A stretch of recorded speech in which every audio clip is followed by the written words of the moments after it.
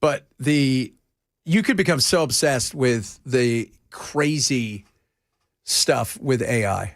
I sit around and I do it all day. I play with AI all day. I've got this stuff and we work on this. But you can become obsessed with. I did so many of these songs. Polka. I did a polka. I'm like, polka song, just like, and you start going through. It was mariachi. I'm pretty sure the number one song on the country charts right now is an AI song. Yeah, it is Rustin, I think it's his name, or Breakin' Rustin or something. We're going to play some of it later because of that's not only number one. You've got that other lady that's already getting radio play. She's a little different though, because I've watched her, the lady who's got the R&B singer, because it's almost like she's a reverse Milli Vanilli in the sense where she writes it. A lot of it's her poetry, and then she works it in, and she comes up with the lyrics and stuff herself. But she has this thing that she's created do it for her, where music-wise. Yeah, music-wise and stuff. And so that's a little different than, me just typing in, 48 things. And I've got the studio as well, so I can go around and mix it in a much different way. But it was just so much fun. Oh, Epstein. Not torn on the whole Epstein thing. I'm not. I think we're going to find out as much as we can. I saw Burchett last night. He was saying, well, I tried to bring it to a floor, to bring it. Well, you can't. That wasn't a possibility to bring it out of the committee the way you tried to do it. So that was a little disingenuous. And even then, as we've explained, they could vote it today. More than 218. Every single congressperson could have signed it and said, yes, release it. All it does is go to the House. The Senate. And then for the Senate, even if they all vote it, well, not all. If 65 of them say, yes, release it, doesn't matter. You have to overcome a veto. Do you think Trump's going to allow any of it to get out? That's my issue here. There's a lot of stuff going on when it comes to blocking stuff that they were so gung-ho about. That is my issue. And I just want to say this, too. The whole thing with, and we're going to get, a vote next week. But I was impressed with Boebert because they got Boebert into the White House. Basically, it was just her. Like, we're doing their full court press to get her to take her name off of that. And she wouldn't. And I thought, man, you think about that for a second. The way that they, because the pressure they can put on. And she stayed, she stood tall. Nancy Mace said they didn't even think about, Marjorie Taylor Greene. They were never going to talk to her. So I just thought, yeah, man, that right there is, you go hard at something like that. You do. And to stand there and to look at the president and all the president's men and say, no, I wholeheartedly believe that there's stuff here that the people need to see, that we need to absolutely have some sort of real, actual justice and transparency. That is, that's pretty damn strong. This is such a self-inflicted wound, too, because, I'm going to release the files. I'm going to release the files. If he just shut his mouth and not said that multiple times during the campaign, nobody would be looking for the files. Yeah. Yeah. And everybody's like, well, Biden had the files. Here's the thing. Nobody cared about the files because everybody thought it was a right-wing conspiracy. So everybody's like, whatever. And remember, he died under Trump's watch. And they had the files too. So it wasn't just America. It's because you forget I think it's Barbados or Jamaica. One of them has a bunch of files, not to mention some of the other places I'm sure that has files, Israel. So there are several different things that go into it. It's not just about us, but, she stood strong. And I thought that was, that's pretty damn, most people, they don't have those cojones in today's world because everybody's worried about the tribe. But the tribe should be us as Americans, and we deserve the truth. And if you're hiding and protecting powerful people, what does that say to the average person? I mean, my God, they tried to put that 500. Oh, they did. They put that thing in there. They didn't get rid of it. but they're just angry about it, but they didn't get rid of it. Where if they tapped your phone or did any of the stuff, that you could sue for $500,000. Are you blanking kidding me? So, man, good honor for that. We'll talk a little bit more about this. A lot of stuff to get to today, including the AI stuff, which I find fascinating. The song's pretty damn good. Well, you heard my song. My song was pretty awesome right there. Maybe we'll produce some more throughout the day as we go because it's a lot of fun. A bunch of other good stuff, including school choice here, Tennessee, maybe a little bit more expensive. Who's taking advantage of it, which is not a shocker. What can they do to fix it? We'll talk a bit about that as well. If you're missing the show, share when you grab the podcast. It is the Chad Benson Show. Super Talk 99.7.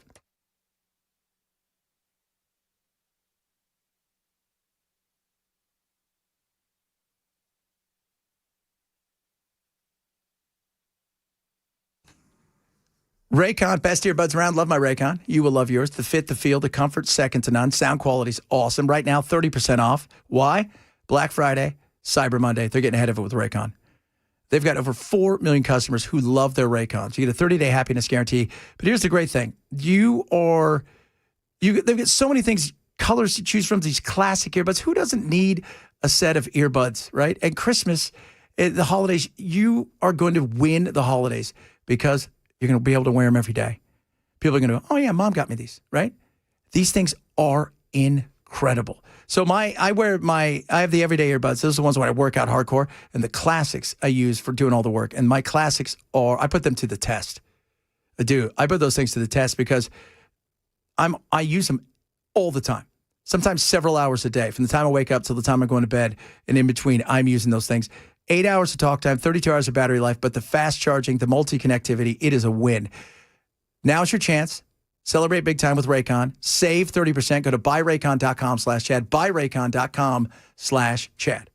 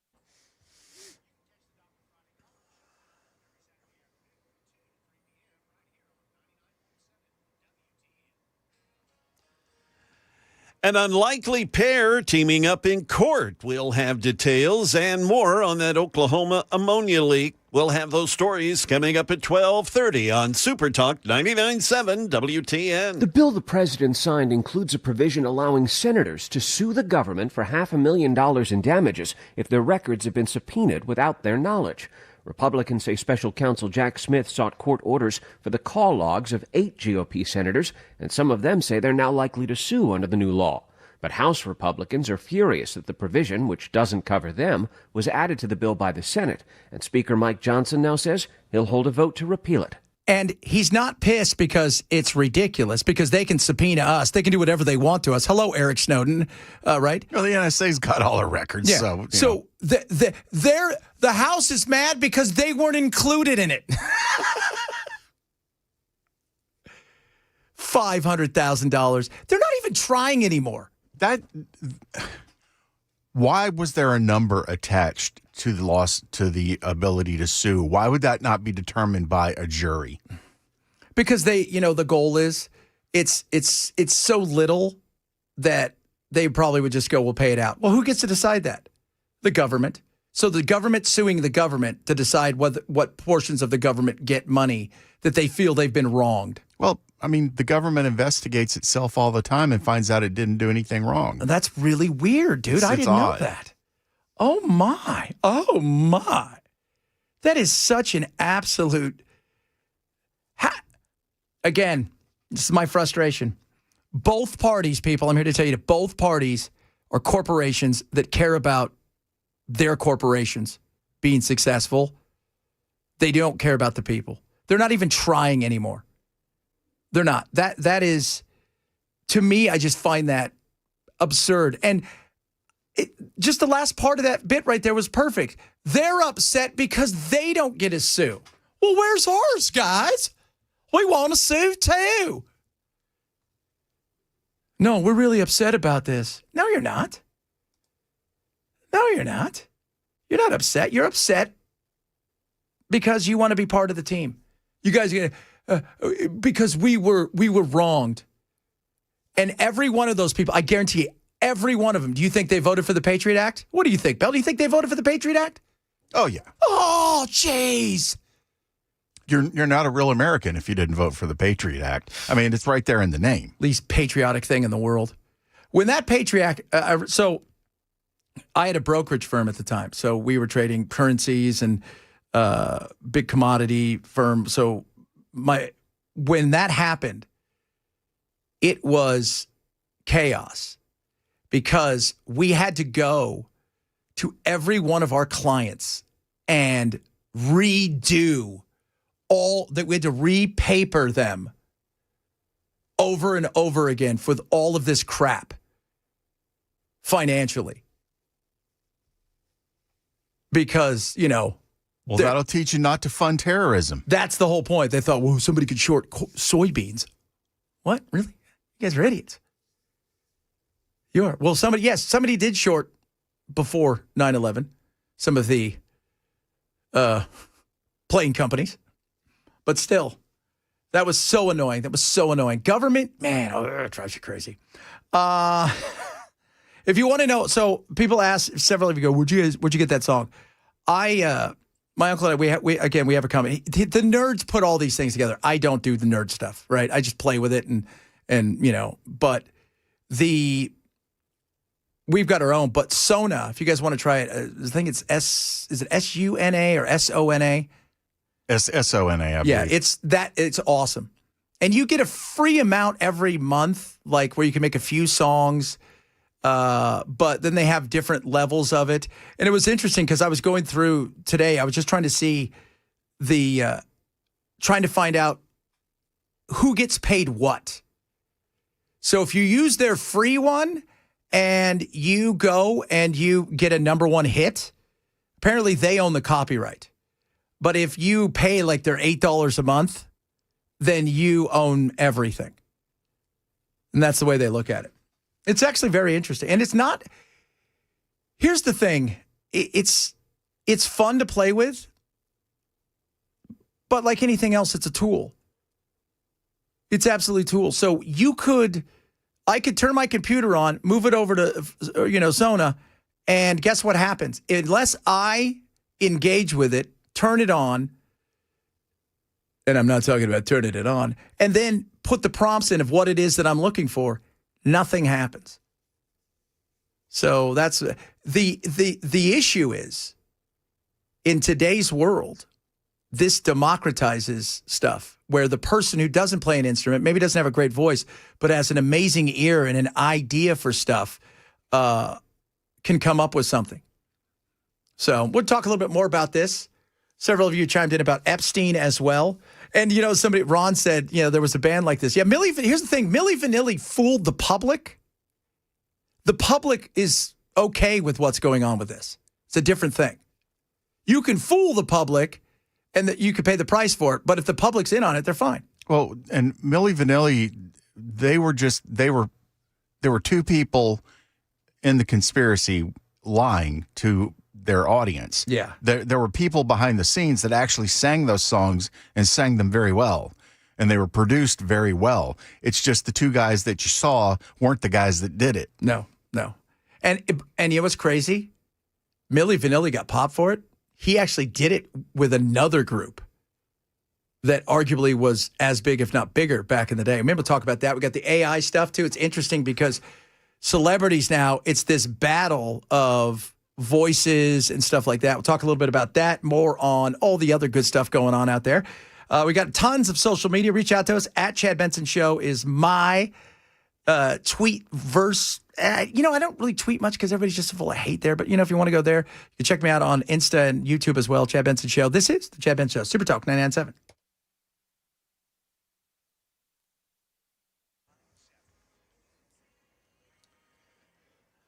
Good afternoon. It's 12:31. I'm Jay Harper with your top stories. We'll get a pretty nice weather forecast coming up.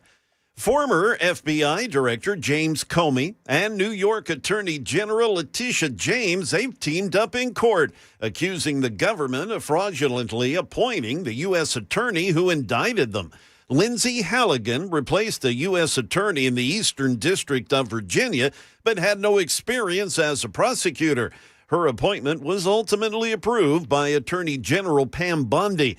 We have more now from ABC's Catherine Falders on just exactly what happened during court proceedings today. In that ratification that Pam Bondi signed, she said that she had reviewed all of the grand jury transcripts and material. Now, what the judge is revealing inside the courtroom and questioning the government on is how could that be the case? Because the judge who was provided the grand jury transcript of when Lindsay Halligan went to seek the indictment from the grand jury says that there are missing parts of it.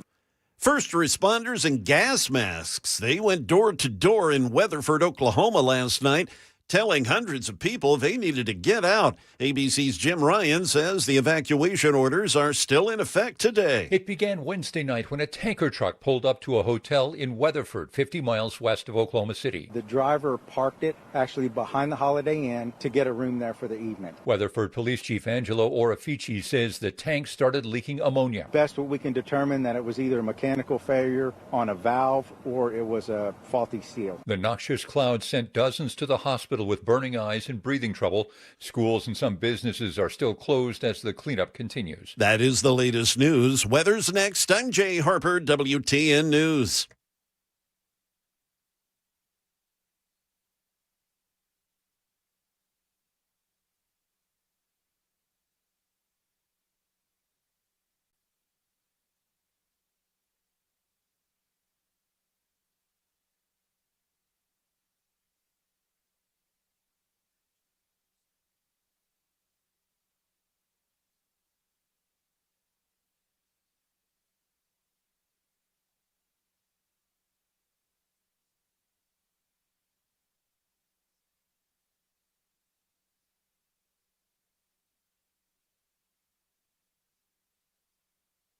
Shower in the morning, but dry in the afternoon. We fall to the 60s. Prize Picks, apps, Prize Picks. We were just talking about Prize Picks. Prize Picks, do that later. Beacon. Beacon is awesome. Let me tell you about Beacon. By the way, they're local, which is always great. Break bread with somebody, go down and say hi to them. So if you're retirement, close to it, wondering, do I have enough? Am I going to be okay? You want to talk to Beacon. They're awesome. 615-488-9303. 615-488-9303. It's not just about your dollars and cents. There's a lot of other things that go into when you retire. You get to that point, you're fourth quarter of life. You want to make sure it's awesome and amazing. and it's just getting started. But there are things like long-term care that you should worry about. Taxes, obviously, is a big deal, and estate planning. And Beacon can help you with that. They are incredible. And like I said, they're local. So why don't you find out what they can do for you? Maybe you need one of these. Maybe you need all of these. And it's always good to get a fresh perspective. Call 615-488-9303. That's 615-488-9303. Or go to beaconcm.com. Beaconcm.com for Beacon Capital Management. This is the paid placement.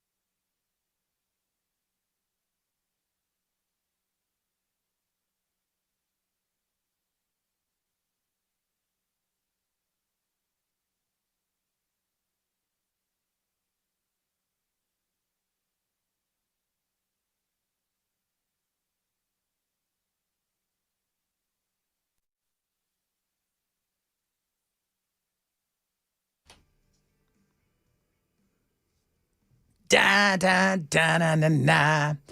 So we're giving out lots of money for schools here locally, and that's an interesting thing. I'm big on school choice. I like the fact that people have opportunities, have freedom when it comes to their education. But vouchers and things, be honest with you, kids, when not done right, it is a situation where you look around and go, are we wasting money in certain situations? And this is going to be something over time. This is not a one shot. You got to learn from mistakes, and there's going to be some ebbs and flows in this thing. But there's no doubt that there are already some issues that, people are worried about when it comes to, what's going on here. Supporters call it education freedom. Opponents call it a handout to the wealthy. It's Tennessee's new private school voucher program, giving 20,000 students $7,300 each for private school tuition. Now, while the law allows for 5,000 more vouchers next year, the program could soon double in size, even as critics warn the state can't afford it. Catch a game on the hardwood at Raider Arena, and you'll see the writing is on the wall. Moore County's identity lies in its public schools, the hub in the middle of the wheel, and its sports. Let's go! So when lawmakers put on a full-court press to pass Governor Bill Lee's private school voucher bill, I don't think this is the right thing for Moore County schools. Some folks here feared it would strip small public schools like theirs of needed cash. I really don't see how it can benefit public education. Well, I think it's fair. I don't think it was supposed to benefit public education. I think it's a fair question to say, for you to ask. But the answer, like Bell just said, is it's not supposed to benefit you. What it's supposed to do in theory is give kids in lower socioeconomic situations, as well as middle-class kids, opportunities to choose if they so desire and can get to and get into other schools that maybe have a better academic record with more opportunities. I mean, that's in theory what it's supposed to do. Despite worries like that, Republicans passed the bill. And now, just 3 months into the program's first year, we had a lot more demand than we had supply, so that's a positive. Governor Lee and Speaker of the House Cameron Sexton want to increase the number of vouchers that the state hands out. How far would you like to see the program expanded this year? I would like to meet the need from last year, so I would say minimum 42,000, but we'll see what happens. At current funding levels, that move would cost the state of Tennessee another $144 million. And Sexton says Republicans don't need a new law to make that change if they can find enough money in the state budget. Do you think it'll be harder than just budgeting more money to expand this program? I do think it'll be harder than just, moving dollars around and hoping no one will notice. Senator Jeff Yarborough, a Nashville Democrat, thinks it'll be hard because rural Republicans won't want to spend more cash on private school vouchers that he says aren't helping poorer families who live outside of the state's largest cities and send their kids to public school. It is not really education policy. It is sheer income redistribution. It is. Because when you hear the numbers, that's what it becomes.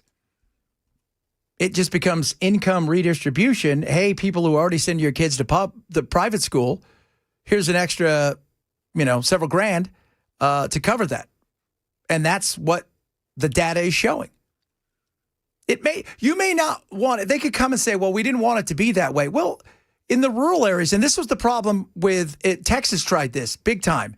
And they killed it at the last minute because the rural areas, the same things we had problems with here, is the rural areas that only have 1 or 2 schools. They don't have a private school nearby.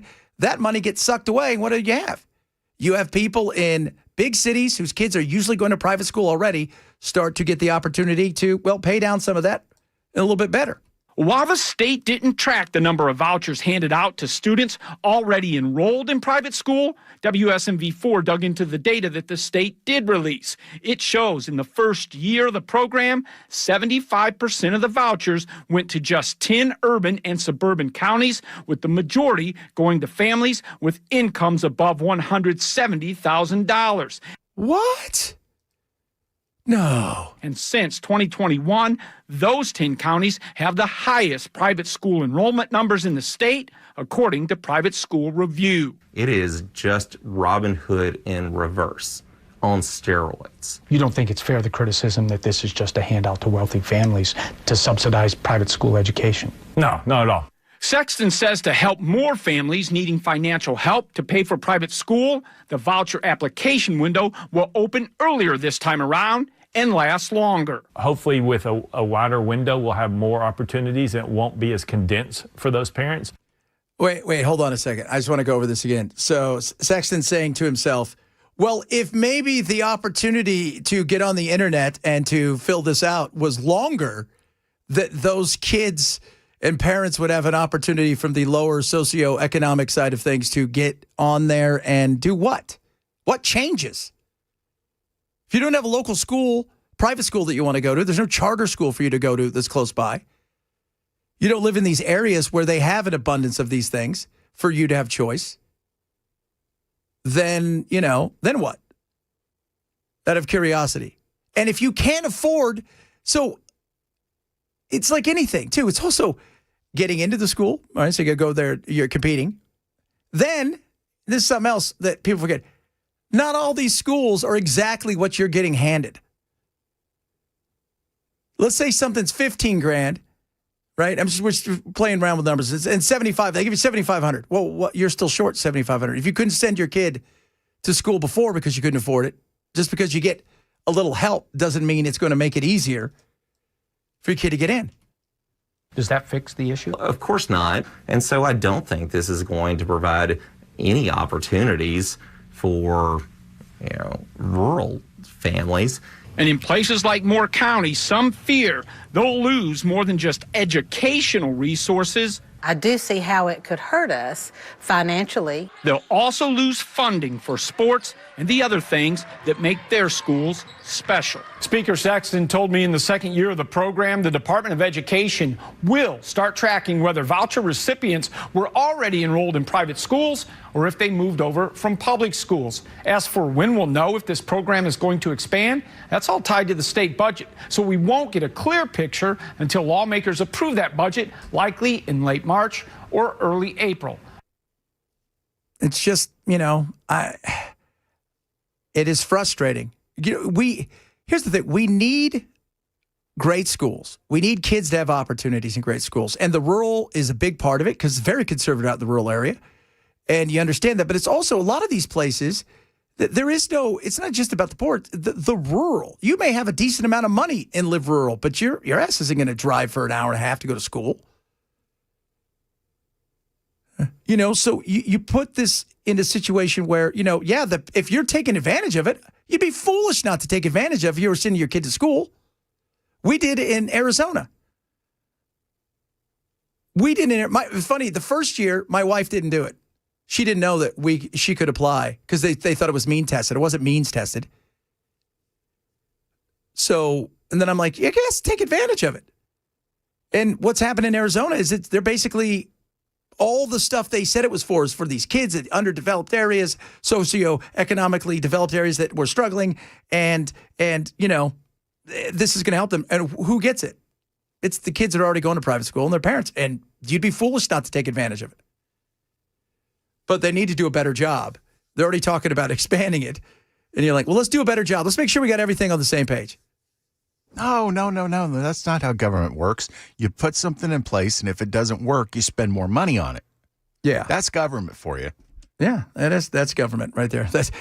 You know what? If it doesn't work, throw more money at it. And if it doesn't work then, double whatever you threw at it. And if it doesn't work then, one more time, throw more money at it. But never admit it's not working. Never let them see you sweat. Never, ever allow them to see this thing not working. Always paint it in the best picture you possibly can. That's the best way you can do some of this. A lot of you chiming in about this. Again, we should always be pro-school.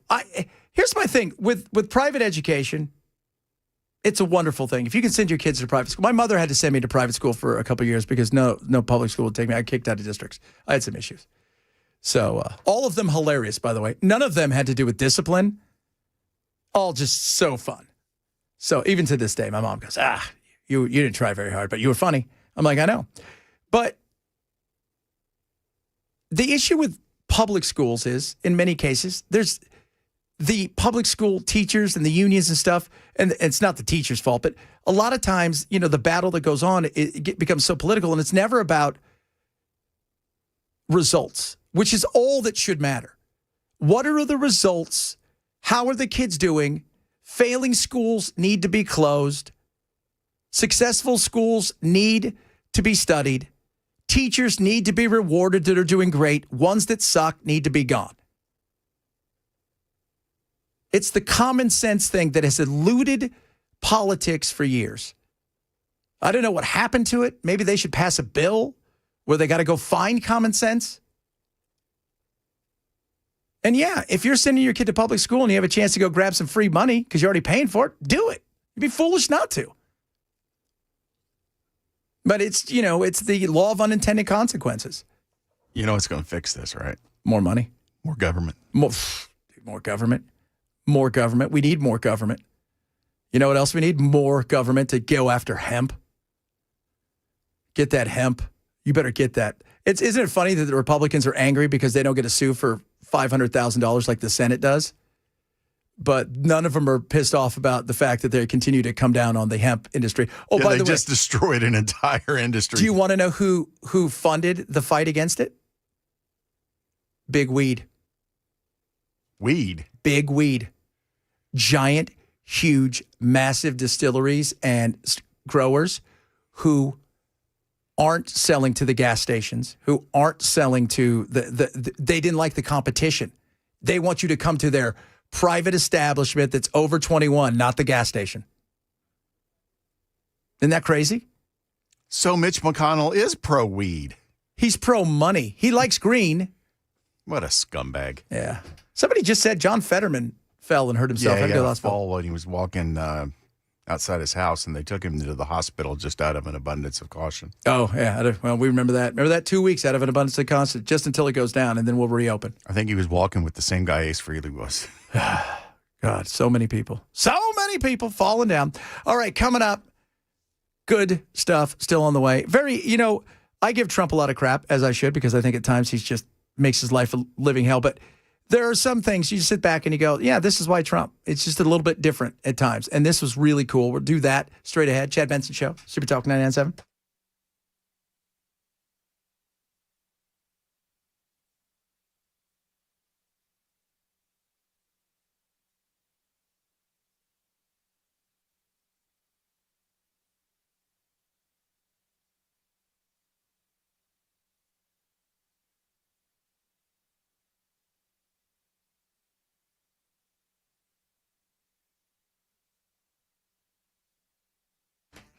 Oh, Birch Gold. All right. They've got a Black Friday opportunity for you to get free gold sent to your house. All you have to do is convert an existing IRA or 401k into a gold-backed IRA. And for every $20,000 purchased, you're going to get free gold sent to your house. Gold started this year at like $2,600. It's gotten well over $4,000 and it's continuing to stay steady. You've got uncertainty globally in a lot of different things. You've got situations right now as well when it comes to inflation and central banks moving away from the dollar, kind of worried about what's going on. Trade wars, that's why gold has always been a safe haven. For millennia, people flock to it. There's a reason for that. How about thinking about diversifying yourself and doing with my friends at Birch Gold? A+ rated by the Better Business Bureau, and you'll have the opportunity, again, to get free gold sent to you. So that's what I want you to do. You've got to learn what it's about, and that's about information. Text the word Benson to 989898 to claim your eligibility and receive a free info kit. This opportunity is only good this month. Ends November 30th, so don't wait. Text Benson to 989898 for full details from Birch Gold.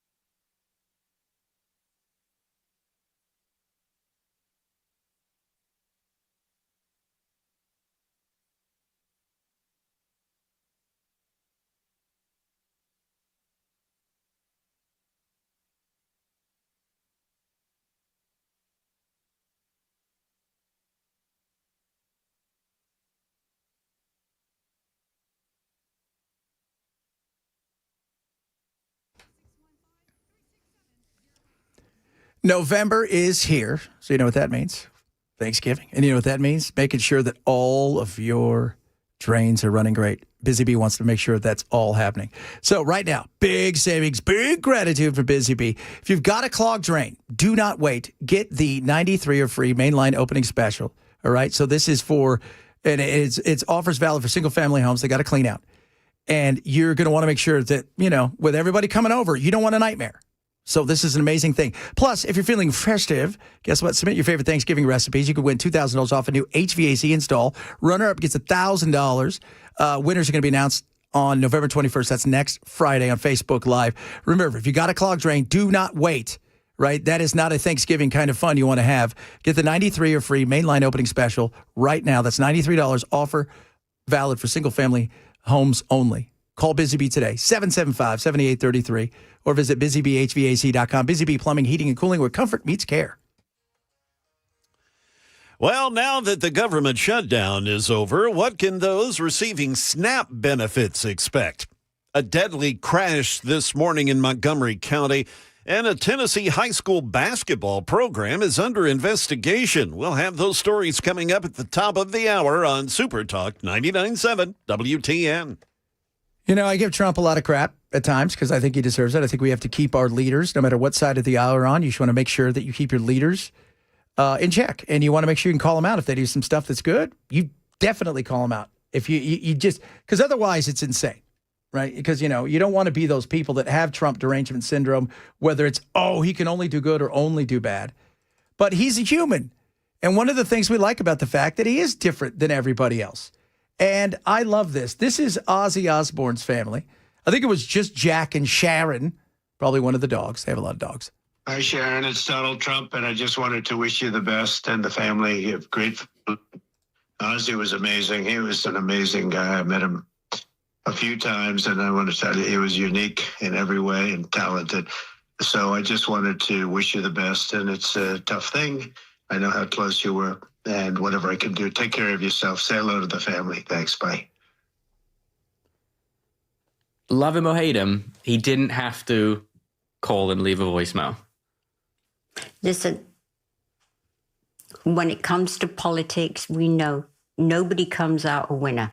Yeah. And I think Sharon was trying to say, you know, I know him, and not in the political sense. And he's a different person. And he didn't have to. And he took the time out. And I think that's kind of that's a cool thing. And they didn't have to do this either, which I thought was neat. Shows a different side. You know, they have different sides. And so it's just a very, you know, I thought that was kind of cool because, you know, Ozzy, as you were talking about today, because now we're starting to find out that there were. So Ozzy went through, he fell. So what we're finding out, apparently everybody falls. He fell. Yeah, everybody falls. And how bad did he get hurt? He cracked a vertebrae, but he didn't realize it. And when they went to the hospital, the doctor at first was like, well, we can go in, and basically they were talking about doing a fill and repairing the bone with a fill product. And as they got closer to doing the surgery, the doctor was like, I can't work on him. He's too weak. He might not come out of the surgery. So they went and got a second opinion, and the doctors were like, oh, yeah, we'll do it. No problem. And the surgery messed him up even more. And apparently the anesthesia had a negative impact on the progression of his Parkinson's, too. So it exacerbated it. Exacerbated it. And while he was trying to heal, he got sepsis, which almost killed him. Which I got to be honest, at his age and what he's going through, I'm surprised he survived that. They thought he was going to die back in March. And that they weren't going to end up having the Back to the Beginning show because of that. But he recovered enough to be able to go up there and do it. Yeah, man, it's when you think about it, you know, because how old was he? 70? 74, I want to say. Which is a little younger than the average person, average male. I think average male dies at, 76? But if you add Ozzy years onto 76. He was 153 years old. That man lived 5 lifetimes. 5 lifetimes. 5. Hey, Sharon, it's me. I just want to tell you, I know he bites the heads off of bats, but he was a good guy. I liked him. He was very good. He sang that song where they barked at the moon, which is interesting because in Epstein's files, they're saying something about barking. I find that interesting, too. I don't know what that means. All right, coming up, hour number 2 of the program. A lot of stuff to get to. We'll get to some Epstein stuff. I want to do that AI stuff as well. By the way, Jay, a lot of people are on the text line are saying, "What's up, Jay? How's it going, Jay?" Yeah, well, my blood pressure, my weight, those are the things that are up. Yeah, that's an American male for you right there, guys. But you know what else is up? Our happiness. Oh, baby. Hour number 2 straight ahead. Chad Bench Show, Super Talk 997.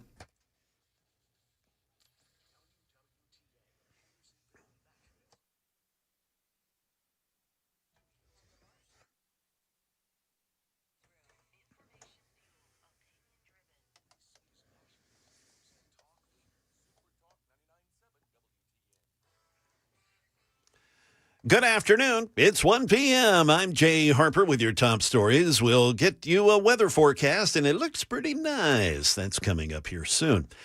Well, as you've been hearing, Congress has indeed voted to reopen the government this week. The House passed a bill that provided funding only until the end of January, but Democrats' main demands that the tax credits from the Affordable Care Act be extended, well, that was not included. 6 House Democrats sided with Republicans to pass the bill. Republicans say they will vote on health care tax credits next month as premiums for millions on Obamacare are expected to go up considerably if the tax credits don't get passed.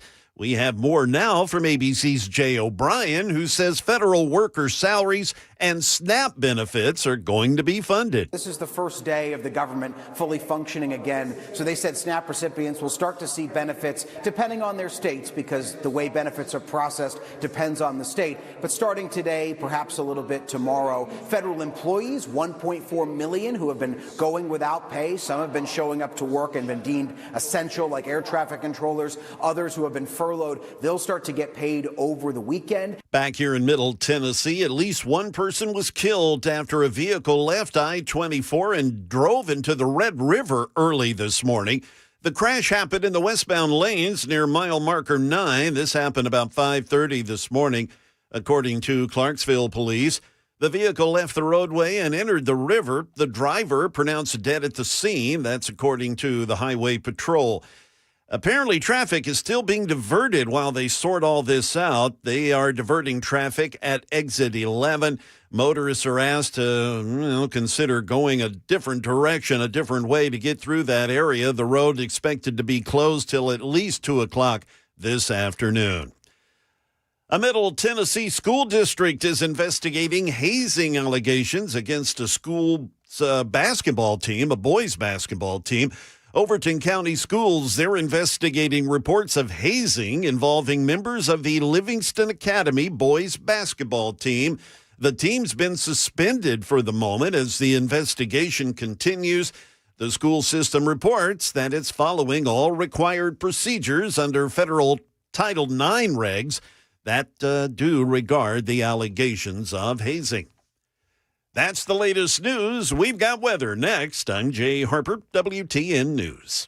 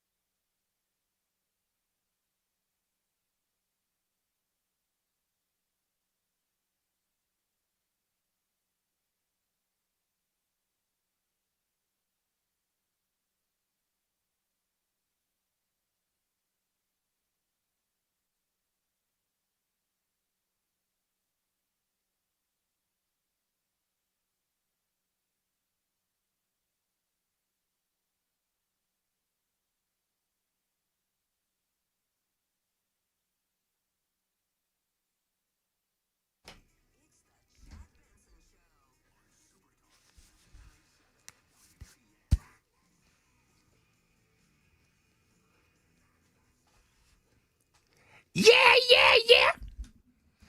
Government's back, man. That is so good. I'm so excited for the government back. I'm really not, actually. Yeah, the country was about to go down the toilet without those guys, man. It was like we were on the precipice of not existing. Do you want to know what would happen if government just slowly disappeared? We'd eventually go, oh, we've got to figure this out. Oh, I guess we'll have to figure out how to pay the air traffic controllers, and everything else will continue. And we'll have to figure out how to do this. And I guess we'll, another government would come to be. That's what would happen. That's what would happen. And they would slowly disappear. They came back because they realized, dude, if we stay any longer, they really don't miss us. Yeah, and we're all itching. Wait a minute, I've never gone this long without spending somebody else's money. I know. My goodness me. Do you know what it's like to spend time with your constituents? I spent time with mine. They're awful. But the big news, it was funny. Nobody cared yesterday. All they cared about was what? Epstein. Speaking of Epstein.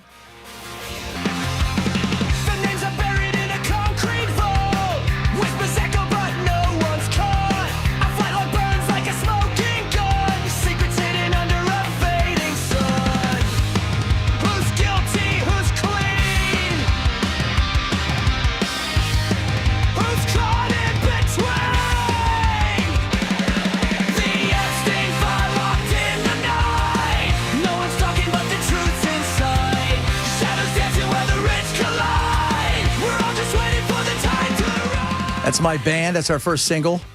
It's called The Epstein Files. I'm the lead singer of the band. We're called Deranged Monkeys. Have you already posted that on your socials? I'm going to. When you do, it would be a great idea, I think, to do like a lyric video so people can actually read the lyrics. That's a great idea. And I'm going to put together with like I was trying to do some like stop motion animation earlier with my band, the Deranged Monkeys. Bell's also in the band. He's the drummer. He's in the back. He's really good. You can hear it. Listen to him. He's pretty awesome. Hair's just whipping. Oh, everywhere, right? Ken playing the bass. Ken's got the bass all the way down to his socks, too, which is awesome. So we're really rocking it right there. Deranged Monkeys. That's the Epstein Files right there. Kind of like the X-Files, but for perverts. The truth is out there. And we're not going to let you see it. Ever. We're not ever going to let you see it. I got asked this yesterday by a lot of people. Some of you text my other show. Some of you hit me up on, what if Trump was, it's simple. If Trump knew, I think we know now Trump knew stuff was going on. I think it's pretty fair to say that there was that, I'm not going there 100%. And I've maintained the entire time, I don't think Trump did anything. Now, in these emails, it sure alludes that Trump did some stuff and that he has some stuff on him. And if that is true, and he did do some stuff, then I think Trump should pay the consequences. I think he should resign immediately. And there should be consequences. Isn't it the whole thing, right? Like, the whole thing I heard from the right was, we're about responsibility, we're about kids, we're about taking care of the kids, we're about all of these things that we care about. Unless, of course, it gets in the way of our $2 gas. I think, people always ask if he was in there, why didn't the Biden administration release the files? I think that there's plenty of bad news to go around for both of these parties. Oh, yeah. And that if once Biden was out of office and Trump got reelected, I think the Democrats now are willing to make sacrifices in terms of donors and party members if they can use it to get Trump. Yeah. And you guys got to think about, there's two things here. First one, I had a long conversation. I did a segment with another station in a different country about this. And I said, look, one of the things that hurts this message and narrative, first of all, that shouldn't be, because these were young girls. If think about your wife or your mom or your daughter or your sister going through something like this. So just think about that for a second. But I'll tell you, the Russia narrative, if there was never a Russia, this story would be, first of all, it's a huge story. But there would be a lot more calls from even Republicans, I think. But because of the narrative, because of the way they've always gone about the lies, the BS, everybody comes at it like, kind of thing, which is understandable. And you should come at everything with a skeptical eye, especially in today's world with AI. That being said, Biden and them didn't care about it because they didn't care about it. They thought it was a right-wing conspiracy that, like was it the ping pong pizza, whatever the hell that thing was, where they thought they had a pizza store with, kids getting molested down there. The other side of this is the Democrats. You know what? They don't care about Clinton anymore. Hillary's gone. She lost him that. Bill doesn't play a role in anything. They don't care about any of those people. Throw them out is the way they look at it. They're willing to go hard in their mind at this. My question is, where are the Republicans? Why are you letting the pressure of the White House on you? If this was any other scenario, right? Flip the script. If this was Bill Clinton back in the day, but with the kids, not just somebody who was barely legal, but still legal, right? Remember how hard they went? So it's a fair question to ask. And yes, if you were a party to it, I think every one of you listening would go, yeah, you got to get rid of him. If it was, you would have to. But it's the way that you've gone about trying to, first of all, sell us. For how long did they sell this? Kash Patel, Dan Bongino, Trump himself, J.D. Vance. We could go on with it's the Epstein files, release the list, get it out there, get all that stuff out there. Pam Bondi, useless, comes out with her little folders. Remember that? We could have phase 2 next time. But they're like, no, there's nothing to see here. Nothing to see here. Well, there's obviously something to see here. And I'm looking around going, who's got the cojones outside of Massey and a few other female Republicans? Give credit to Lauren Boebert to walk into the White House, the center of power, the free world, really, and to sustain that and to come back out and to be solid, and also to Nancy Mace and Marjorie Taylor Greene. There was all the speculation that they might take their names off, and they never did. So it's not a hoax. It's not a moot point. It is a very serious thing. There are 1,000 victims, and there are survivors who have had a press conference with Ro Khanna and I, and that's what we're fighting for, justice for them. And that's Thomas Massey. And I love that. Because I would want justice. And the thing is, when these things came out, how would you interpret these? If you're honest with yourself, there's a lot of issues here. Trump has, and Bell and I were talking about this before the show. Lies, man, you got to remember lies. You know what you don't have to remember? The truth. Why? Because it's just the truth. It's easy to tell. It went from, I kicked him out after I knew, I've never talked to him again, to hold on a second, we've emailed back and forth, to even some of you right now who've text, you're like, some of the stuff he said is very creepy. It is. And Trump doing everything he can to make sure. He put so much pressure on Boebert, called her into the White House. Basically, we're taking you to the basement, sort of waterboarding her. She wouldn't bend. And he has put such a Streisand effect on these files. Absolutely. The more he calls it, says it doesn't matter and it's not a big deal or it was a hoax or whatever, the more he says they don't need to be released, the more people want to see them. Yeah. Because when you go and hide stuff, if your wife was texting somebody, your husband, and you knew something was going on, you're not quite sure, and they wouldn't give you the phone, but you were curious, and you knew something, in your mind you thought something was up, would you not think, okay, something's gone on here? Would you not think that? Right? Of course you would. You would think, oh my God, what's happened here? It's the same thing. It is. And the difference is now, imagine you going around because maybe some of your friends know that there's some stuff out there that could hurt you, and you're threatening your friends now. And it could be as simple as the fact that he didn't do anything wrong, But just like the Democrats very plausibly could have been doing, he's protecting donors. Well, Why didn't they put the files out when Biden was president? Maybe they were protecting their donors. Protecting donors. Which, by the way, a lot of these donors, they give to both sides. They don't care. Red and blue means nothing. Green's the only thing they care about.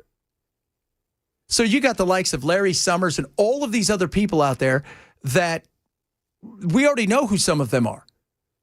But we're really not interested anymore at the donor class. We're interested in is what did the government know? How long did they know it? And the fact that you protect and you go so far, because yesterday, Karen Levitt, when she came out, she didn't deny any of these things were real. What she said was, well, Virginia Giuffre, she never accused Trump of anything. She always said he was nice.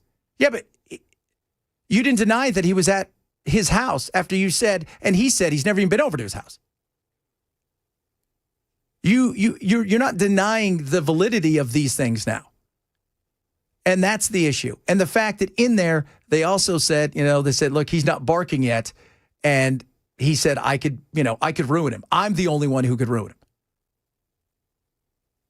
So what does that mean? There are serious issues in this, because if you are a believer in, you want the justice, you don't want there to be that two-tiered justice system for the elites, right? Like that's the whole thing. That was one of the big things, I'm going to clean out the swamp. Sometimes it feels like you just became the hippo in the swamp, and it has nothing to do with his weight. But if you know anything about hippos, they're the kings of the rivers and the swamps in the bad areas. They will bite a crocodile in half. So yeah, I think it's fair to ask these questions. And I'll tell you, as a kid who went through this stuff, I've got no time for any of it. Nobody should. So yeah, how could you support? But you have to have the proof. But if you're not going to allow any of this stuff to come out, and you're going to fight tooth and nail and threaten, well, that says a lot to me that you're trying to protect. And if you're trying to protect big, powerful people that are still alive, what do you think they're doing now? I mean, my goodness. You think they're gone? They just gave it up? That's the other side of this, dude, that they're not talking about. So wait a minute. Let's just say you're trying to protect donors that were alive, and some of them still are. Do you think they just stopped doing this? Whew, got away with one. No, we need to have serious conversation as Americans that have nothing. Take the politics out of it. Look at it as a human being. These women, and that's what they are now. They're girls when it happened to them. They're women now. They deserve to have their voices heard. They do. We should all want that. And the Republicans, and I'm seeing more and more are starting to echo what's going on. And what would happen, by the way, let's just give you why we're never going to get it, is because Trump's the ultimate decider. You would, honest to God, this is the only way this would ever all come out. There would have to be so much overwhelming evidence that, because this thing's going to already pass, it's going to end up in the Senate. Thune would have to have so much overwhelming evidence that the Republicans would have a veto-proof majority with the Democrats, that they go to Trump and say, dude, the stuff we have seen, this is not good. And we cannot, for the life of us, protect you. So you're going to have to figure something out from here, and we'll override your veto. But I don't think that's going to happen. I don't. All right, coming up, we're bouncing from here to other things. A lot of good stuff. I still want to do the AI stuff. I got some good stuff. We're going to talk about AI. And, you just heard my song. By the way, we're not called the Ranger Monkeys. We're the Danger Monkeys.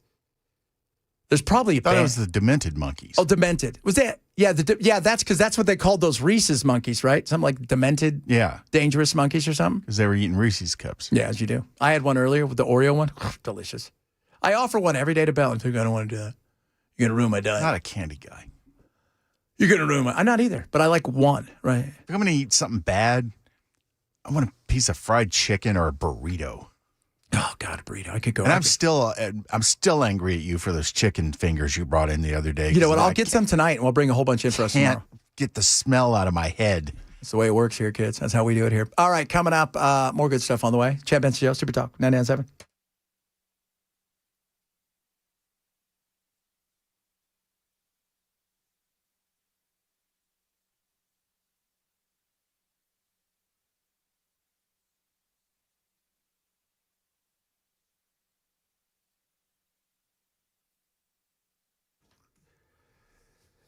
Relief factor. Let me tell you something. I'm working out more and more. I'm feeling great. You know, as we age, guess what happens? You get sore.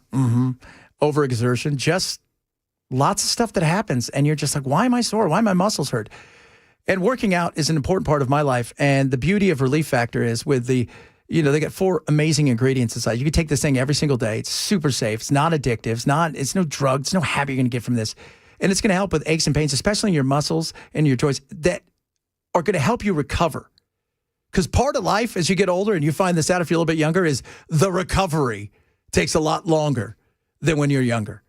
And Relief Factor is amazing. Omega-3 fatty acids. They've got resveratrol, curcumin, icariin, all this great stuff that attacks the inflammation and helps your body recover fast. That's what I want you to do. $19.95, less than a cup of coffee a day.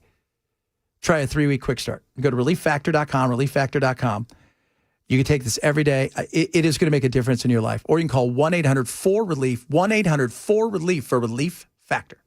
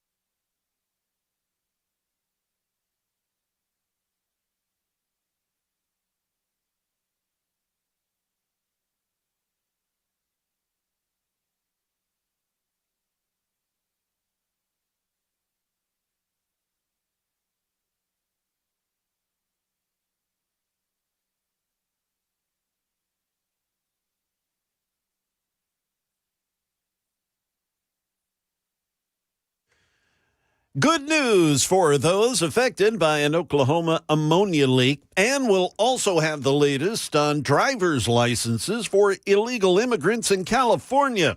Those stories coming up at 1:30 on Super Talk 99.7 WTN. So people are saying, Tim Burchett all Tim Burchett tried to do last night was a procedure basically to advance it out of committee. And he didn't have the power to do that, and they don't allow just everybody, hey, a special. So it wasn't that the Democrats blocked him. They're going to vote on it next week. But even if he did, let's just say they did last night, they voted on it. What do you think happens? It has to go to the Senate because it is an actual law that they're going to sign in. I think it's called HR 4405, if I'm correct. So it would then have to go to the Senate, be voted on. If it ever gets to the Senate, do you think Thune is going to bring it up for a vote? Probably not. And then from there, if they did and they passed it, it would have to go to Trump, and Trump would have to sign it. And do you think he's going to do that? So the gamesmanship, and I heard Burchett, talk, well, we try to do this, that.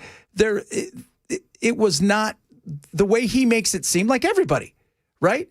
Everybody tells their side of the story. Nobody wants to hear the entire story. because you're playing to I know what my audience is. My audience is this. I know the people I need to make sure that, this is it. So even if he would have, and God bless him for trying, but the reality is that there was a lot more to that than just he wanted to get it out and he blamed the Democrats. It was never going to happen. And let's be real, Grijalva wasn't sworn in because of this, and everybody knows it. And she let old Mike hear it yesterday. That's Mike Johnson, for those of you not keeping score. It has been 50 days since the people of Arizona's 7th Congressional District elected me to represent them. 50 days that over 800,000 Arizonans have been left without access to the basic services that every constituent deserves. This is an abuse of power. One individual should not be able to unilaterally obstruct the swearing in of a duly elected member of Congress for political reasons. Yeah, and that's all that was. And it was because of this. I mean, he sent him home realistically because he didn't send him home because they were worried about it. No, she was going to be it. And the first person last night when she sworn in was Thomas Massie went over to her and he apologized. He was like, I'm sorry, my party was, ridiculous about this. So there's, again, people will say, well, they had this thing for years. Trump had this thing. By the way, let's not forget that. And people say, well, like Bill's pointed out, mutually assured destruction, neither party probably wanted it. But how the Democrats never once thought the Epstein thing was anything more than a hoax. It was some sort of right-wing conspiracy brought on by QAnon, right? It's a lot of what that is. Brought on by the QAnon folks. It's another one of those things that the right wing, ping pong pizza, whatever the hell it was called. Man, remember that when that guy wandered into? Yeah, I'm trying to remember what the name of the place was too, because I can see the storefront in my head. And I feel like there's a rocket ship in the store. I don't know what it was called. Come on, some of you have to know. But that whole thing, that's what they thought it was. They weren't paying attention. For years, they tried to get, what was his name? They tried to get a Comet, close, ping pong Comet, whatever. Comet ping pong. 3-Eye Atlas pizza. But they weren't looking because they didn't care if they didn't think it was real. Do you remember that movie that came out, Angel Pictures? Not last summer, summer before last, where, Jim Caviezel was going around and he was rescuing kids. A true story about that guy. Do you know how many people on the left thought that was a made-up story? And I'm sure some of it was made up because you put a lot of spin on that thing. That's the kind of stuff. They didn't think it was real. Plus, they also had people in there. They probably didn't think too much about it. But once you knew it could hurt the other side, of course you're going to go after it, unless it's mutually assured destruction. Then both sides step back and say, well, we don't want this. But I think the Democrats are at the point where they look at Trump as, first of all, this is just great to weaken them. And secondly, they look at this opportunity to not only do that, but they get rid of some of the people in the party they may not like, including some donors who hold big sway. All right, coming up, AI. It's all over the place. Voices, songs, what's it mean? It's very interesting what some celebrities are doing and other celebrities are doing. One side versus the other side. We're going to talk about that. We got some other stuff, healthcare.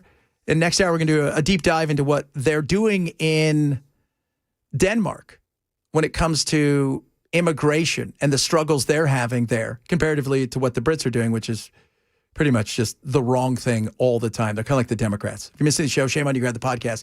Chad Benson Show, Super Talk, 99.7.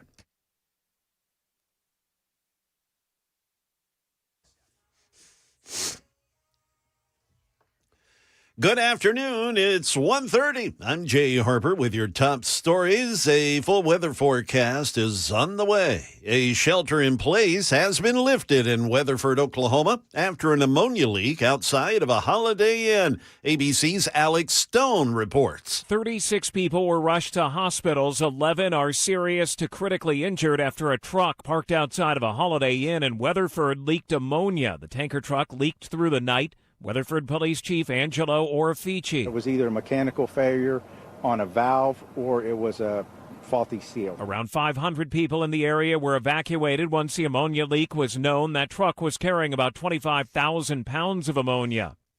California, they're revoking 17,000 commercial driver's licenses given to non-citizen immigrants.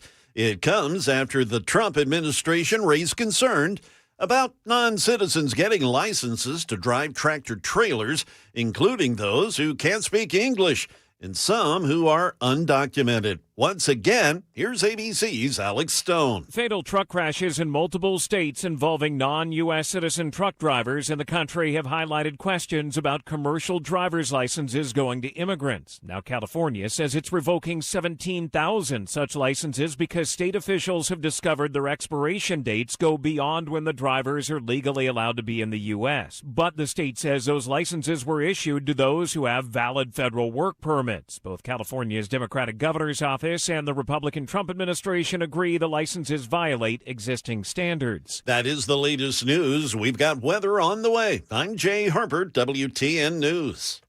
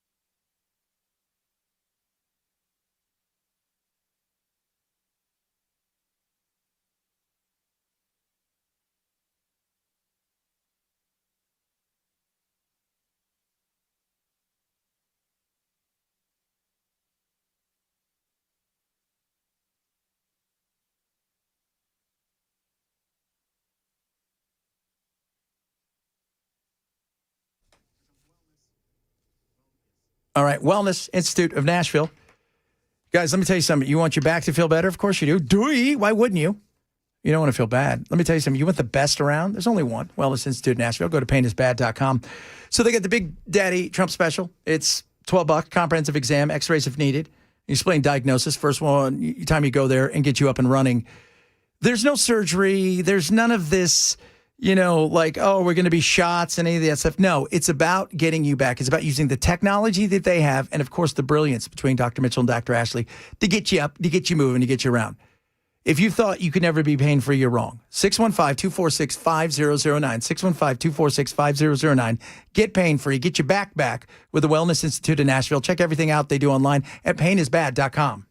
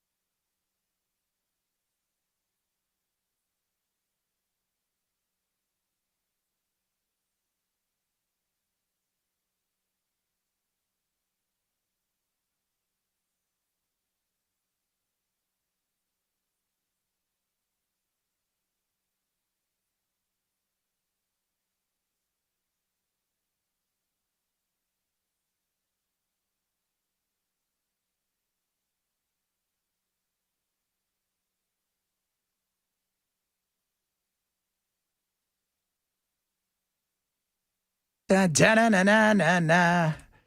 Sorry, I'm trying to write everybody back. Some people write quite a long stuff, which I appreciate. And remember, how long does it take to write libtard? No, well, not a lot. This one just basically talks about how much you and I suck. And it's funny. BK is Bell. CB is me. Okay, so if you're going to insult us, insult the right people at the right time. That's all we're saying. Yes, please. Good God. Ow! AI, it's everywhere, and it's not going anywhere. And how would you like to have Michael Caine as one of your people? What makes a voice iconic? This morning, some of Hollywood's most recognizable names lending their voices to AI. My name is Michael Caine. I am thrilled to announce that my voice and I are joining 11 Labs. On Tuesday, AI company 11 Labs announcing actor Michael Caine will be among the voices added to its iconic marketplace, a new service where anyone can pay to use a celebrity's AI-generated voice in content, from commercials to audiobooks. Con mi permiso, 11 Labs trabajó conmigo para traducir mi voz. Oh, that was Matthew McConaughey. No, he don't speak Spanish. I'll tell you what. All right. Matthew McConaughey, an 11 Labs investor, says he's using the tech himself to create a bilingual version of his voice to connect with Spanish-speaking fans in his weekly newsletter. Hablemos de traducciones. His AI-generated voice is not for sale. In addition to Michael Caine, 11 Labs even featuring AI-generated voices of late stars like Judy Garland. Sometimes the road looks long. And John Wayne. Don't talk about doing the right thing, partner. Just do it. I think it signals that actors believe that AI is coming to Hollywood, whether they want it to or not. It's too late.